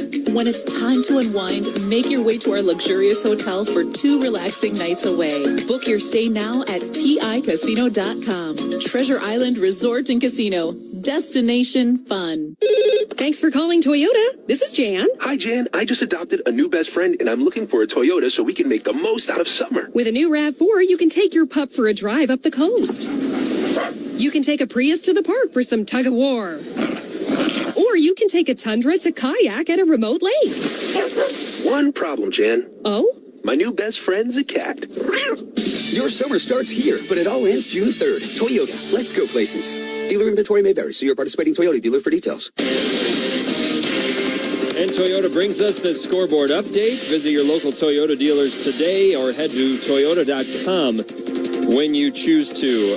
Let's look back at the Eastern Conference Finals. Yesterday evening, Game 1 from TD Garden in Boston. Celtics hosting the Pacers, and it was a good one. Indiana had a 5-point lead in the fourth quarter, still up 3 with just 6 seconds left, and then Jaylen Brown hit this triple to force an extra 5 minutes.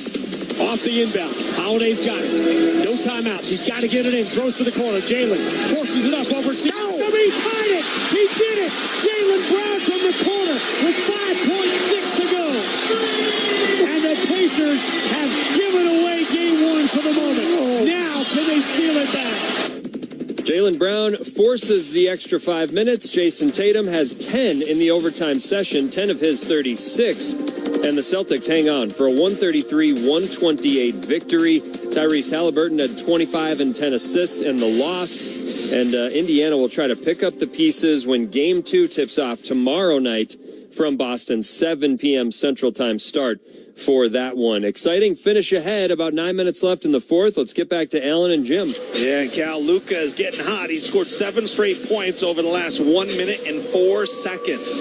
Luka now has 25 points. Kyrie Irving with 28. 10 for P.J. Washington, 10 for Daniel Gafford. Timberwolves have 4 double-digit scores amongst their 5 starters, then 2 more off the bench, with Naz Reid and Kyle Anderson 13 and 11 respectively. 24 for Jaden McDaniels. Ant is just 4 of 12 shooting in this game. 3 of 8 from outside the arc. 1 of 4 inside the arc. And it's probably about time that Ant comes back into the game. He's been sitting, got about a 4-minute breather in the first half. He's been sitting the last 3 minutes plus the last minute of the third. You know, we talked about Dallas challenging those 2 calls. They didn't get points off of those 2 extra possessions they got. But it's helped keep the Wolves kind of in their doldrums that they've been in. It's just, it feels like it's been a real slog the last 4 or 5 minutes or so. And Ant, consecutive games now where he's not really been able to get free. He was such an impact player, though, in the second half against Denver in Game 7. He has not been able to get it going here, though. A really abysmal third quarter for him, over 5 in the game from him there. But so he's got 13 points on 4 of 12 shooting. Let's see if he can have a little Ant movement here. Surprising, he's only taken 4 inside the arc. He's at the free throw line here, out to Conley, left side to Towns. Towns will dribble dive to baseline, took a runner and missed everything. Cat is 4 of 13 shooting. Derrick Jones Jr. back the other way at the rim. The shot drops in right over McDaniels, who contested that well and defended without fouling. But Derrick Jones Jr. up to 8 points. Ant and Karl Anthony Towns have combined 8 of 26 in the game. It's a 9-0 Dallas run. They lead by 4 here. There's McDaniels, steps through the lane. He lost it. Scooped up by Tim Hardaway Jr. Doncic now with it. Left side, works on McDaniels, gets to the baseline, floats up the shot, no slam, follow for Derek Lively. Wow, this one is flipped in a hurry. 8:11 left to play, and it's 95-89. It is an 11-0 run. Wow. Conley with the timeline. Tim Hardaway on, and right side Anthony Edwards. And gets Derrick Jones Jr. Right-handed dribble, gets in the paint, took some contact, kicks out, threw it right past Towns, out of bounds. Rudy back in. Naz is going to come out. 7:52 left to go in the fourth quarter. Timberwolves led by 5 just about 3 minutes ago. They now now trail by 6. In fact, it's Dallas' largest lead of the game. Off the lively screen, here's Doncic into the paint. He's got McDaniels in jail, leaves it on the shot. Short, late whistle. It was probably the right call, but it came awfully late. Doncic is going to shoot 2. Totally the right call. I mean, hit him right in the head. Luka, I mean, he's always complaining, but Luka did draw the contact. Jaden had his hands up trying to contest, but came right down on the head of Luka Doncic. Well, the numbers with both Luka and Kyrie on the floor together. Leveling up? Yeah, starting to get a little bit better. +1 in the third. Luka only +3 in the third. Kyrie -2 in the third. First free throw is good for Luka Doncic. 96-89. The Wolves' largest lead in this game has been 9. Dallas has their largest lead right now. Up by 7, and Luka with a free throw coming.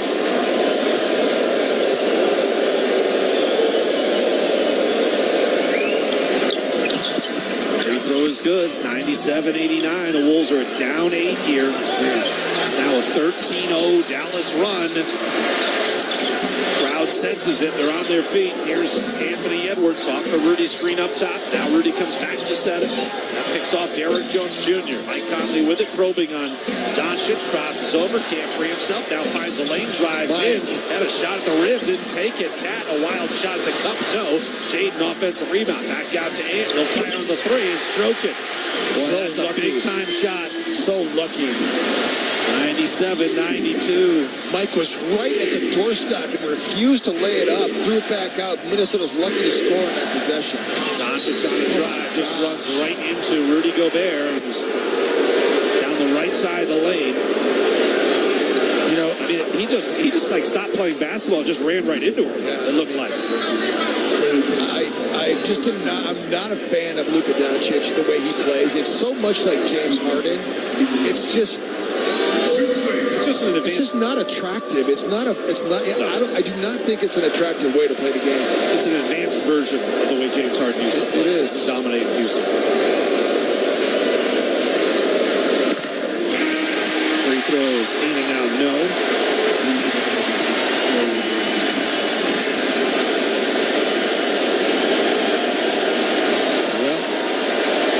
More coming for Luka. People are open for free chicken, but I think you're barking up the wrong tree here. Luka's 5 of 6 at the line, 79% on the season. Conley strokes the second one. It's 98-92.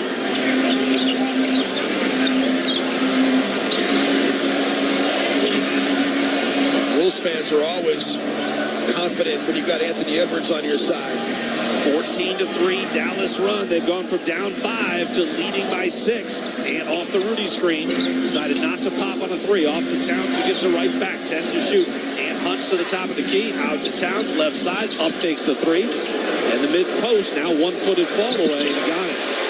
Wow. Such a hard shot, too. A lot of pump faking and herky-jerky movement, but Towns with the dirt fadeaway against the Dallas Mavericks. Here's Luke off the high. Gafford screen's going to pop on a deep 3. Wow, it's way off live. And Gafford had the offensive rebound, went back up and drew a foul. They'll say he's not in the act of shooting. Well, Minnesota has got 14 fouls, so what's the call here? To Minnesota, so they're not calling a foul. Gafford, they're saying it hit the shot clock. Yeah, it's a shot clock, so it's going to be Minnesota's ball. So the Wolves will bring it up here. It's 98-94. They only trail by 4. The last 5 points are tough to come by. Ant just dribbles off the Rudy screen, pops on a 3. That one swirls out. Doncic has the rebound. Hit ahead. Ant backtracks. The free safety pulls it down. Going back to his football days in Atlanta. Up into the front court. Can Ant make him pay? Up top, P.J. Washington, right-handed, dribble to the elbow, out to McDaniels, right side 3. Missed that one long, and P.J. Washington has the rebound. Still 98-94, Dallas by 4. Under 6 to play in game 1. Kyrie Irving, left-handed, dribble up top, off a couple of staggered screens, splits 2 defenders, tracks down the loose ball, kicks to the corner. Derrick Jones Jr. back to Kyrie in the corner. Opposite the Wolves bench, he spins on in. Now face up, sizes him up, 18-footer, no good. Towns with the rebound. Terrific defense there by Ant. Sure was. Boy, Ant looks gassed. Look at him just walking up the floor on the left side. He's got to share the basketball. Here's Cat off the Rudy screen, lobs it back to Rudy. Wow, what a finish. I thought Cat led him too far, but Rudy tracked it down and jammed it home. It's a 2-point game. Unreal. Those two have connected twice on alley-oops here tonight. Luka up the center of the floor off a P.J. Washington screen. Calmly around his back. Extra pass, Derek Jones Jr. Left side three. No. Rebound. Gotta have it. Towns rips it down. 5 minutes left to play in the game. The Wolves down by 2. Mike Conley up into the front court. Right wing off the Rudy screen. Still at the three-point line. Back out to center court. Anthony Edwards. Holds. Off a high Cat screen. Ant with it. Left-handed dribble against Kyrie. Backs it out. Still 6 to shoot. Now with 5. Off to Towns. 28-footer on the way is good. My goodness, what a big-time shot. It puts the Wolves up 99-98. It's a 10-1 Timberwolves run. Target center on their feet. It's as loud as it's been all night long. 4:39 left to play. Timberwolves lead by 1. We're back in 30 on the Timberwolves Radio Network. If you've got the right tools and the friendly people at U.S. Bank in your corner, making smarter money choices is a piece of cake. If only our tools and helpful advisors could have helped you avoid some of those not-so-smart choices in life. Like that time you tried to pick up unicycling. Whoa, coming through. Or when you thought it'd be okay to pet that squirrel in the park. Good squirrel. Good squirrel. While we can't help you with all that, we can help you bank smartly at usbank.com/smarter together. Member FDIC. You're listening to the Timberwolves Radio Network. Timberwolves 10-1 run. Wow, what a swing we've had here. Wolves up by 5, and then Dallas goes 14-3. They built an 8-point lead, and the Wolves respond back with a 10-1 run, now lead it by 1, 99-98. I mean, 16 all here in the quarter. Minnesota way better from outside the arc. Minnesota, Karl Anthony Towns knocking down that 3. Minnesota 4 of 7 from outside the arc in a quarter. Dallas is 1 of 3, but it's at the free throw line where Dallas has kind of leveled things up. They've worked 5 of 6 from the free throw line. So, I mean, this has been the story of the game. I mean, Minnesota has been killing it from outside the arc. 44 three-point attempts for Minnesota in the game. Unreal. Just a smoke. Wolves had a 5-point lead. Dallas then went 13-0 to lead by 8. Yeah, 13-0. Kyrie's got it in the front court. From right to left, Dallas with possession. They're down 1. Luka against Jaden McDaniels. Quick drive. Luka in the lane. Got airborne and kicked it out. Derek Jones Jr. on the attack. Hesitates, goes up on Rudy and missed the shot. That's what I'm talking about, Rudy Gobert. That's a big contest by Rudy. I don't know if he got a piece of it to get a block, but he got the stop. 99-98. See what Draymond thinks of that after the game. Here's Towns, left side, triple on the way. It's swirled out, no good. Boy, that was so a much better look, too, than the prior one. Dallas has missed their last 5 shots. Kyrie pulls up on the 3. It's no good. And Anthony Edwards has the rebound. Boy, the momentum is swing big time here in the 4th. 3:50 left to play. 99-98 into clutch time we are. And with it up top, guarded by Derek Jones Jr. It's using up a lot of possession off the Rudy screen. Pops on a 3. It's online. He rattles it in. How about that from Anthony Edwards? That's his 5th 3 of the night. The Wolves lead by 4 with 3:30 left.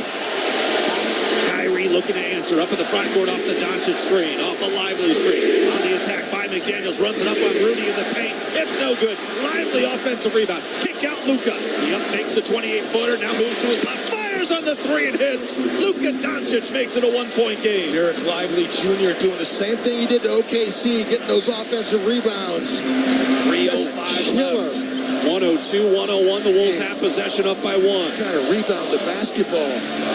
And dribbling out by midcourt. The shot clock down to 8. Off the high Rudy screen. Snakes his way to the left side. And a whistle stops play. A foul against Kyrie Irving and the Mavs. First one of the quarter for Dallas.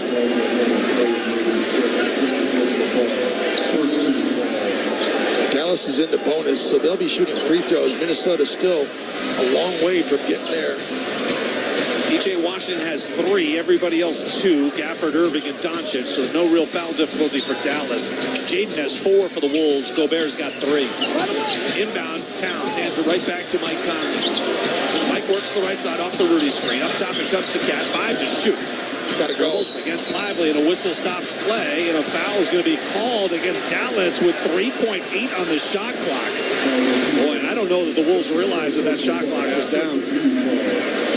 TJ Washington picks up the foul there. This will give the Wolves a fresh 14 to work with. Far side, Conley will trigger in. Mike's got 5 points, 3 boards, 3 dimes. Inbound and circling off the Rudy screen. Free throw line extended wing left. He backs it out. Rudy sets the high screen. 5 to shoot. It's got to make something happen. He jukes on Derrick Jones Jr. Now launches the contested 3. It's short. The rebound pops free. And Derrick Jones Jr.'s got it. Dallas has possession, down by 1 with 2:24 left. Dallas has been incredible in clutch time thanks to Luka Doncic. PJ Washington up top. Jukes on Cat. Bumped in the lane. Ball poked free. Jaden McDaniels scoops it up. What a defensive play by Karl Anthony Towns. Cat's got it up top. Back to Jaden. He'll go inside, hang along the baseline, and throw it away. Luka Doncic with the steal. One turnover begets another.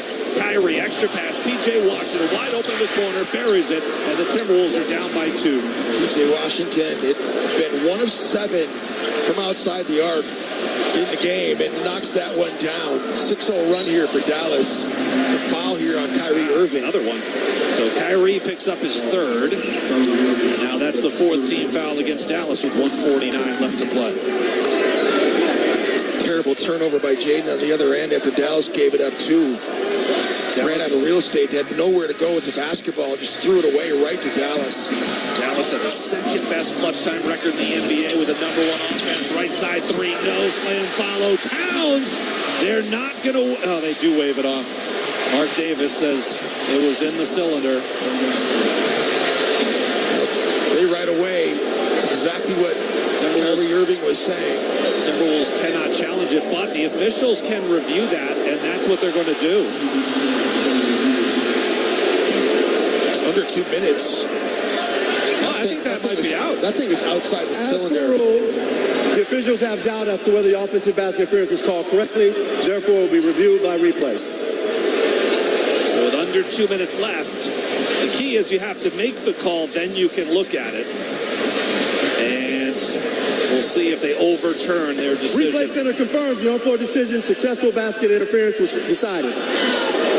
Dallas ball, free throw line extended. Minnesota's not gotten a lot of things going their way from the replay center. I don't know how they decided that. So it looked like it was outside the cylinder from top of the hoop. I also have to say that was the quickest challenge. Since instant replay has been instituted, that's the quickest decision I've ever seen. And that was made by Secaucus, New Jersey, so not the officials here. But they wave off the bucket. Dallas leads by 2, 104-102. Well, they've got the system that can look at the top of the rim. They got the cylinder covered, right? So that's right. What's it called, Raptor or whatever? Hawkeye? It's like Hawkeye, exactly. Some sort of bird, prey. 2-point game right now. Huge 3-point shot by PJ Washington. Came off the McDaniels turnover. And now Lively with it. Off to Doncic, right side. He's 30 feet out straight away. 8 to shoot. Gives it to Lively on the roll inside. Oh, he traveled there. Turnover. And the Wolves will get it back. Down by 2. Credit Mike Conley that time as the low man coming in there on the Lively roll. Mike came inside the restricted area, and he made Lively travel.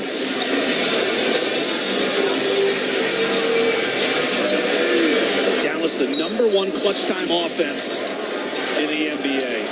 In 6 years of Luka, Dallas wins 55% of their clutch time games. Here's Towns with it up top to Rudy on the roll. Made the catch in the lane. Out to McDaniels. They move it to the angle. Conley fakes the 3. Dribbles in. Lobs it up for Rudy. It wasn't there. Knocked away. PJ Washington controls. Up into the front court with 1:04 left. A whistle and a timeout. Jason Kidd all the way down across the midcourt stripe. At least he wasn't on the feet on the court. He got the timeout he wanted.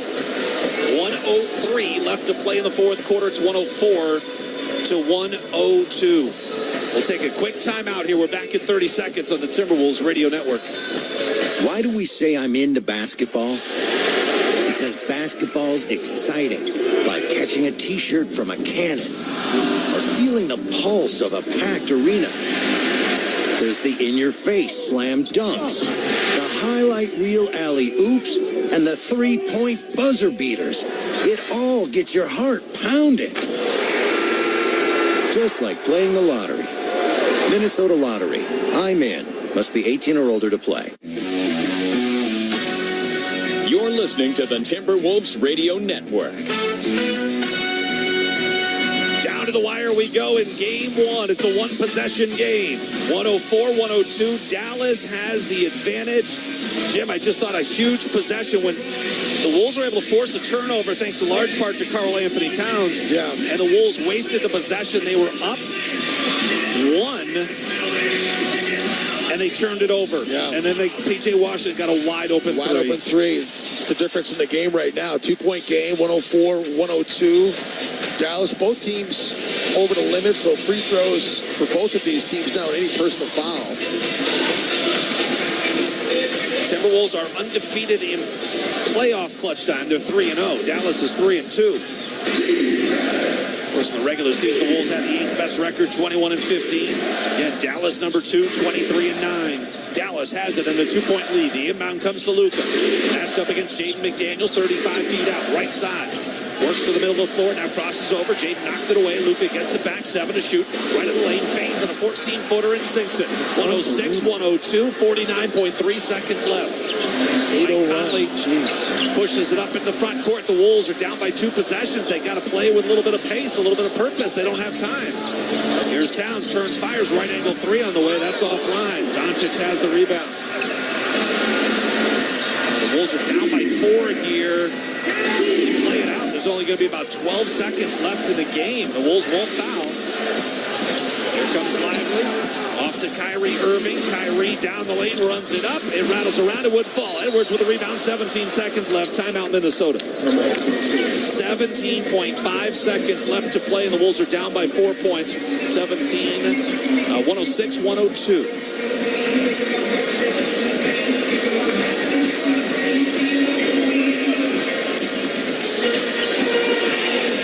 17.5 seconds left. The Wolves are down by 4.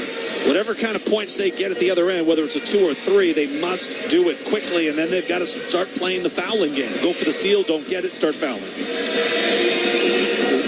They do. Kyrie Irving's a 90% free thrower, by the way. Luka Doncic, you mentioned it before, 78.6 on the season. Derek Jones Jr., he's 71% free thrower. Let's see what they're going to have on the floor, but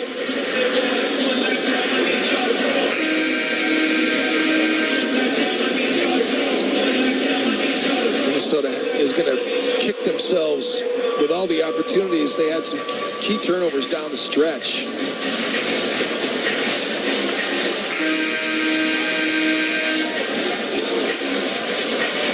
Amazing, no. Minnesota only has 10 turnovers in the game. But Dallas feels like a lot more. Dallas does have 14 points out those 10 turnovers, which is 5 more than Minnesota's been able to garner from the 13 that Dallas has given up. It's been a game of runs here in the fourth quarter. The Wolves with a 5-point lead early in the fourth, and Dallas goes 13-0. Minnesota responds with a 13-1 run. Dallas then goes 8-0, and that's how they lead by 4. Wolves will inbound the front court. Kyle Anderson in with Towns, Reed, Ant, and Conley. K.A. struggling to get it in. Timeout is called again. So the Wolves below their final timeout. Struggling to get the ball in. And now that comes back to bite you a little bit because if you're going to start playing the fouling game now, you can't call a timeout, move the ball in the front court, and save 4 or 5 seconds. Well, Minnesota, you got to make a 3 here. I believe, because you've got to make it a 1-point game. And if they do make 2 free throws, you can still tie it. So I think you got to hunt the 3 here. You got to hunt the 3, and then you got to foul quickly because you're going to need time to get it up the floor if you don't have any timeouts left. So, and one thing the Wolves have done, end of game type stuff, wherever they inbound, it looks like far side, opposite Dallas's bench. They love to lob things to the other side of the floor and try to get someone moving to that way. We saw that in the Memphis series 2 years ago when J-Mac set up Ant for the game-tying 3 three. Yeah, backside hammer, like the hammer screen, like that's they call it winner action. Like that's the play that Brad Stevens made famous, throwing it to the other side of the floor like that. But whatever the Wolves do, they got to do it quickly. 17.5 seconds left. The third-seeded Wolves trail the fifth-seeded Mavericks, 106-102. Wolves have won their first two game ones. Getting to this point, Dallas has lost their first two game ones.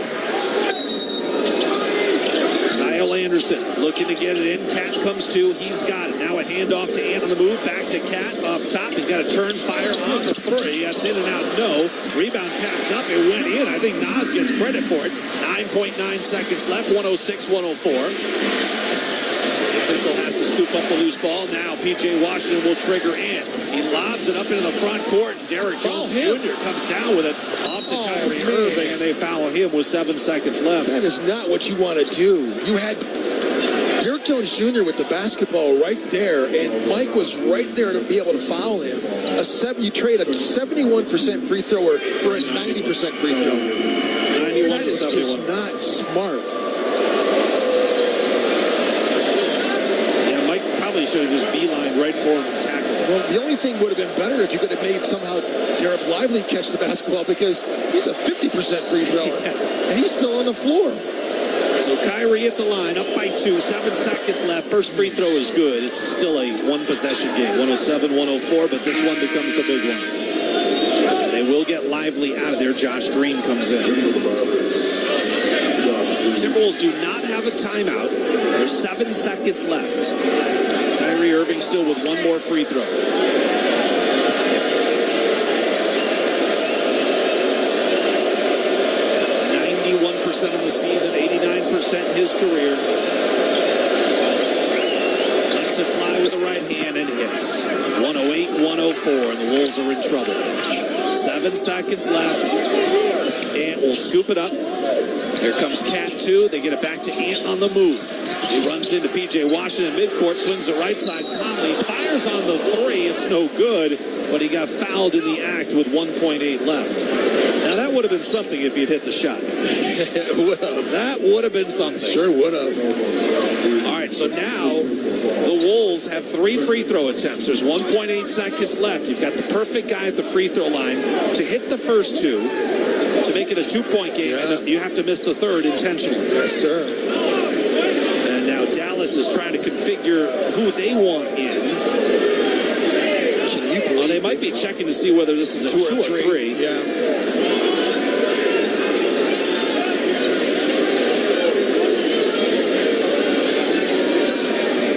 And they're still waiting. Everybody looking at the scorer's table. His toes on the line. Nope, 3. They're saying 3. It looked like his left foot was on the line. Hey, whose side you on? I'm just saying what I see. Well, they signaled 3, and now they're kind of waiting again. They may need an official actually to put on the headset. Oh, that's behind the arc. That's behind the arc. Looks like LeBron James, it's not on the line until he goes up on his toe and then is on the line. You know what I'm saying? Remember that? Remember the toe on the line by LeBron? It wasn't on the line until he went up on his toe.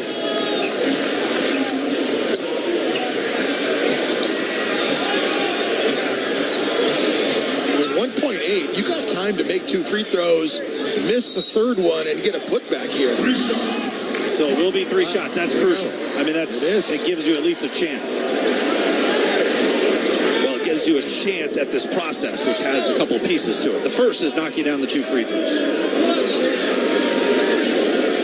The key thing for me on this play is, if you're Karl Anthony Towns, to go across and screen Derek Jones Jr.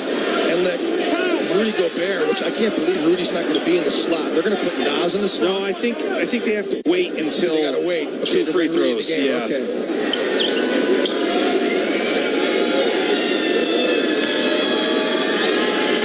They're going to bring Gafford in the game too. So, but you know what I'm saying, though. So if you're Karl, you come across the lane, you screen Derek Jones Jr. and Nas, because Washington, P.J. Washington is in the same stall next to Towns. He's going to try to box him out. Nas can go to the open side. If Michael misses it to the left side of the rim. Off the back iron, no on the second free throw. Now you need a three. Now you need a three out of it, so you need to force one heck of a missed free throw. Play-off game, let's go. Dallas has 6 players out there.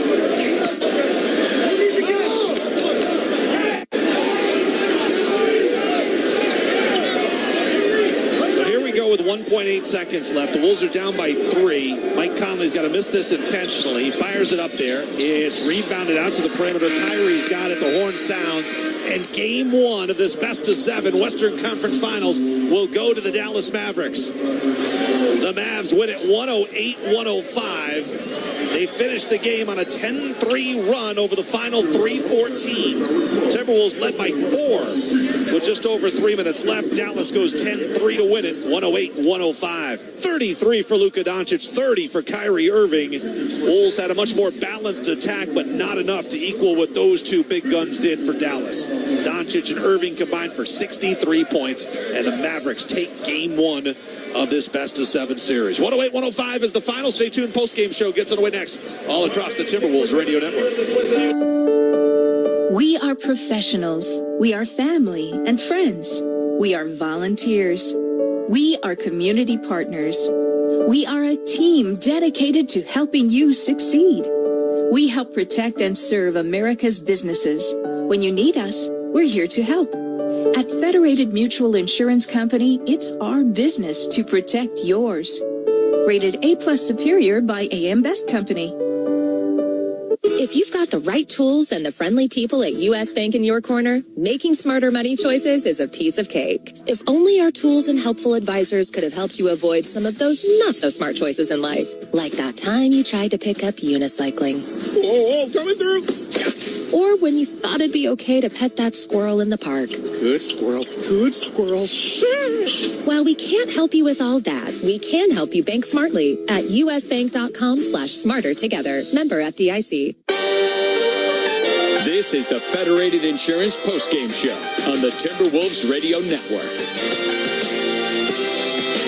Dallas has it in the 2-point lead. The inbound comes to Luka.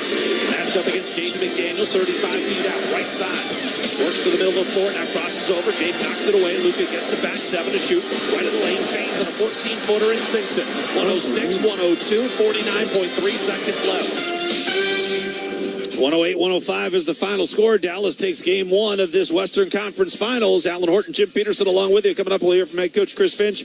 We'll get some podium reaction from a couple of the Wolves players as well. Luka Doncic, Kyrie Irving. Bottom line, Jim, they go for 63 points together. They go 24 of 49 shooting. And you look at what the 2 leading scorers for the Wolves did, Karl Anthony Towns and Anthony Edwards, 2 leading scorers, not necessarily tonight, but over the course of the season. They had just 35 points, and they really struggled shooting 12 of 36. They really did. You know, Ant looked gassed. I mean, he looked as tired as I've seen him in any game this year. I mean, I thought that Minnesota was going to be a little bit more rested. And you're right. I mean, there was a quick turnaround, too, right? Because you play Sunday, you fly back, and then you kind of have one day to prepare. So, like, it just was a quick turnaround. But, man, I mean, Ant looked gassed, and Towns just didn't get a lot of quality looks, it looked like to me, in the game.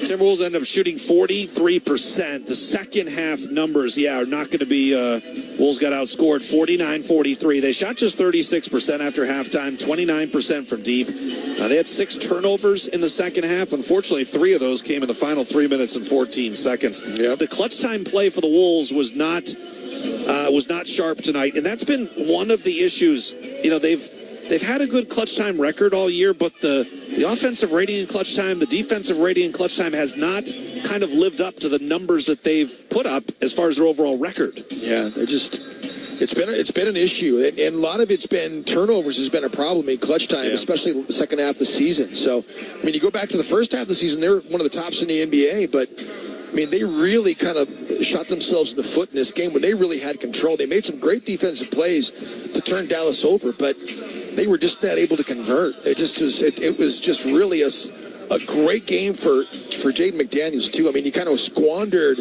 a great Jaden game, And, Kyle did so much in that first half. I mean, he scored all of his points in the first half. He gave you 11 points off the bench. It just was too bad Minnesota wasn't able to execute the last 5 minutes of the game. It was really a wild fourth quarter with the momentum shifting. I mean, this place was jumping to begin the fourth, and the Wolves, built a 5-point lead with 10 minutes to go, and you're thinking, okay, they're catching their rhythm, they're finding some things, they're getting stops, and then all of a sudden Dallas goes 13-0, Luka and Kyrie doing their thing, and then they lead by 8. Then the Wolves recapture the momentum again and go 13-1 to go up by 4, and you think with 3:30 left, okay, they're in really good shape, and then Dallas goes 10-3 to end it, and over those final 3:14, the Wolves go 1 of 5 from the field, 3 turnovers, and 1 for 3 at the free throw line. One of those missed intentionally by Mike Conley late. You know what was big? It's just a small thing in the box score in the fourth quarter. But I mean, Derek Lively had 2 points, but that was a putback basket, and then also the 2 offensive rebounds that he got. Yeah, I mean those were big, and then the 1 3 that PJ Washington hit was like that was the separator that gave them the 104-102 lead. And then they just built it from there. And that's what fourth quarters and clutch time are all about. Singular plays. Exactly. You've got a shortened number of possessions, and all of a sudden one shot or one turnover or one offensive rebound can make a huge difference. And I feel like that happened in the fourth quarter. And the P.J. Washington 3 came off of a broken floor situation in transition, and Minnesota just ran out of defenders. Yes. There was no one left to guard P.J. Washington in the corner. And he had been 1 of 7 in the game. He had missed some open looks. But that's what he did in that last final game against OKC, too. He scored all of his 9 points in the fourth quarter. And in fact, all of those came in the last 4 minutes of the game, including the 3 free throws that he hit to beat OKC and eliminate them. P.J. Washington in the postseason is shooting 44% on wide open threes, 42% on corner threes. I bet if you looked at wide open corner threes, which we don't really have data for, I bet that number would be even more impressive. Head coach Chris Finch, his thoughts on this loss. Here he is live. We haven't really closed quarters very well, closed halves very well over the last handful of games. It cost us 1 game in the Denver series. And that certainly had an impact on this game tonight, too. So we got to be better in clutch moments. You shot a lot more threes than you normally do. Was that part of the plan going in, just with their rim protection, or what did you think of the selection overall? I thought most of them were good shots, to be honest with you. Making the right play, kicking out. I thought there were even more threes to be had. So. You mentioned the rim protection as a factor in this series. How did you see the presence of Lively and Gafford at the rim impact your offense? I thought we could have finished a little bit more around the rim. I thought we did kick out a lot. I thought they were big in there, but I thought we got a lot of really good looks, to be honest with you. 62 points in the paint for Dallas. Yeah. They doubled you up in the first half. What was it about the defense that you weren't able to stop them from scoring inside? Yeah, as soon as Rudy left the court, they just drove. We were not very good on the ball. We were not very good at the rim. We were soft there. So Luka got going a bit in the fourth quarter, especially the 7-0 run himself. In the past, you've had success with the high wall against him tonight. Not as much of that, but Gobert had a couple moments. With Towns, is there a situation where you can put him on the 5s to get that look, but Gobert still as a rim protector after that? That 7-0 run, I think, was 2 step-back jumpers in the paint and 3. So I don't think they came out of pick and roll, those points right there. We'll continue to look at matchups and coverages, and, we know in a series like this we're going to have to do it all at some point. In the past 2 series, you're really able to make guys be felt with the perimeter ball pressure. Yeah. Luka and Kyrie obviously had a lot of success tonight. Are there things do you think that can be better to, derail them a little bit more, or are they just kind of different players? Well, their ball skill, you're not going to unsettle them like maybe some of the other, pressure we've been able to apply. But you still have to, pick them up, wear them out. Kyrie got off to a hot start, kind of cooled off a little bit. Luka picked up. Luka still shoots well below 50%, 3 for 10 from the 3-point line. So I thought we did a pretty good job. He's going to make tough shots. He's a great player. And then Jaden and Kyle, they obviously early in the game were dared basically to take those shots. that type of performance tonight? Is that what you're going to need moving forward in the series? Yeah, I mean, Jaden's in a great vein right now. Needs to keep confident, and I thought Kyle was really good tonight, and maybe could have even played him a little bit more at times. So. Ant took 12 of his 16 shots tonight from three-point range. Were they good looks to you? Do you want him to be attacking more and trying to score at the rim, or what did you think of his shot mix? Yeah, I mean, I thought the threes he got were pretty good looks. We would like to get him downhill a little bit more. We'll look at the tape and see ways to do that. But I thought there were opportunities to go downhill, particularly in the first half. How did you feel you handled the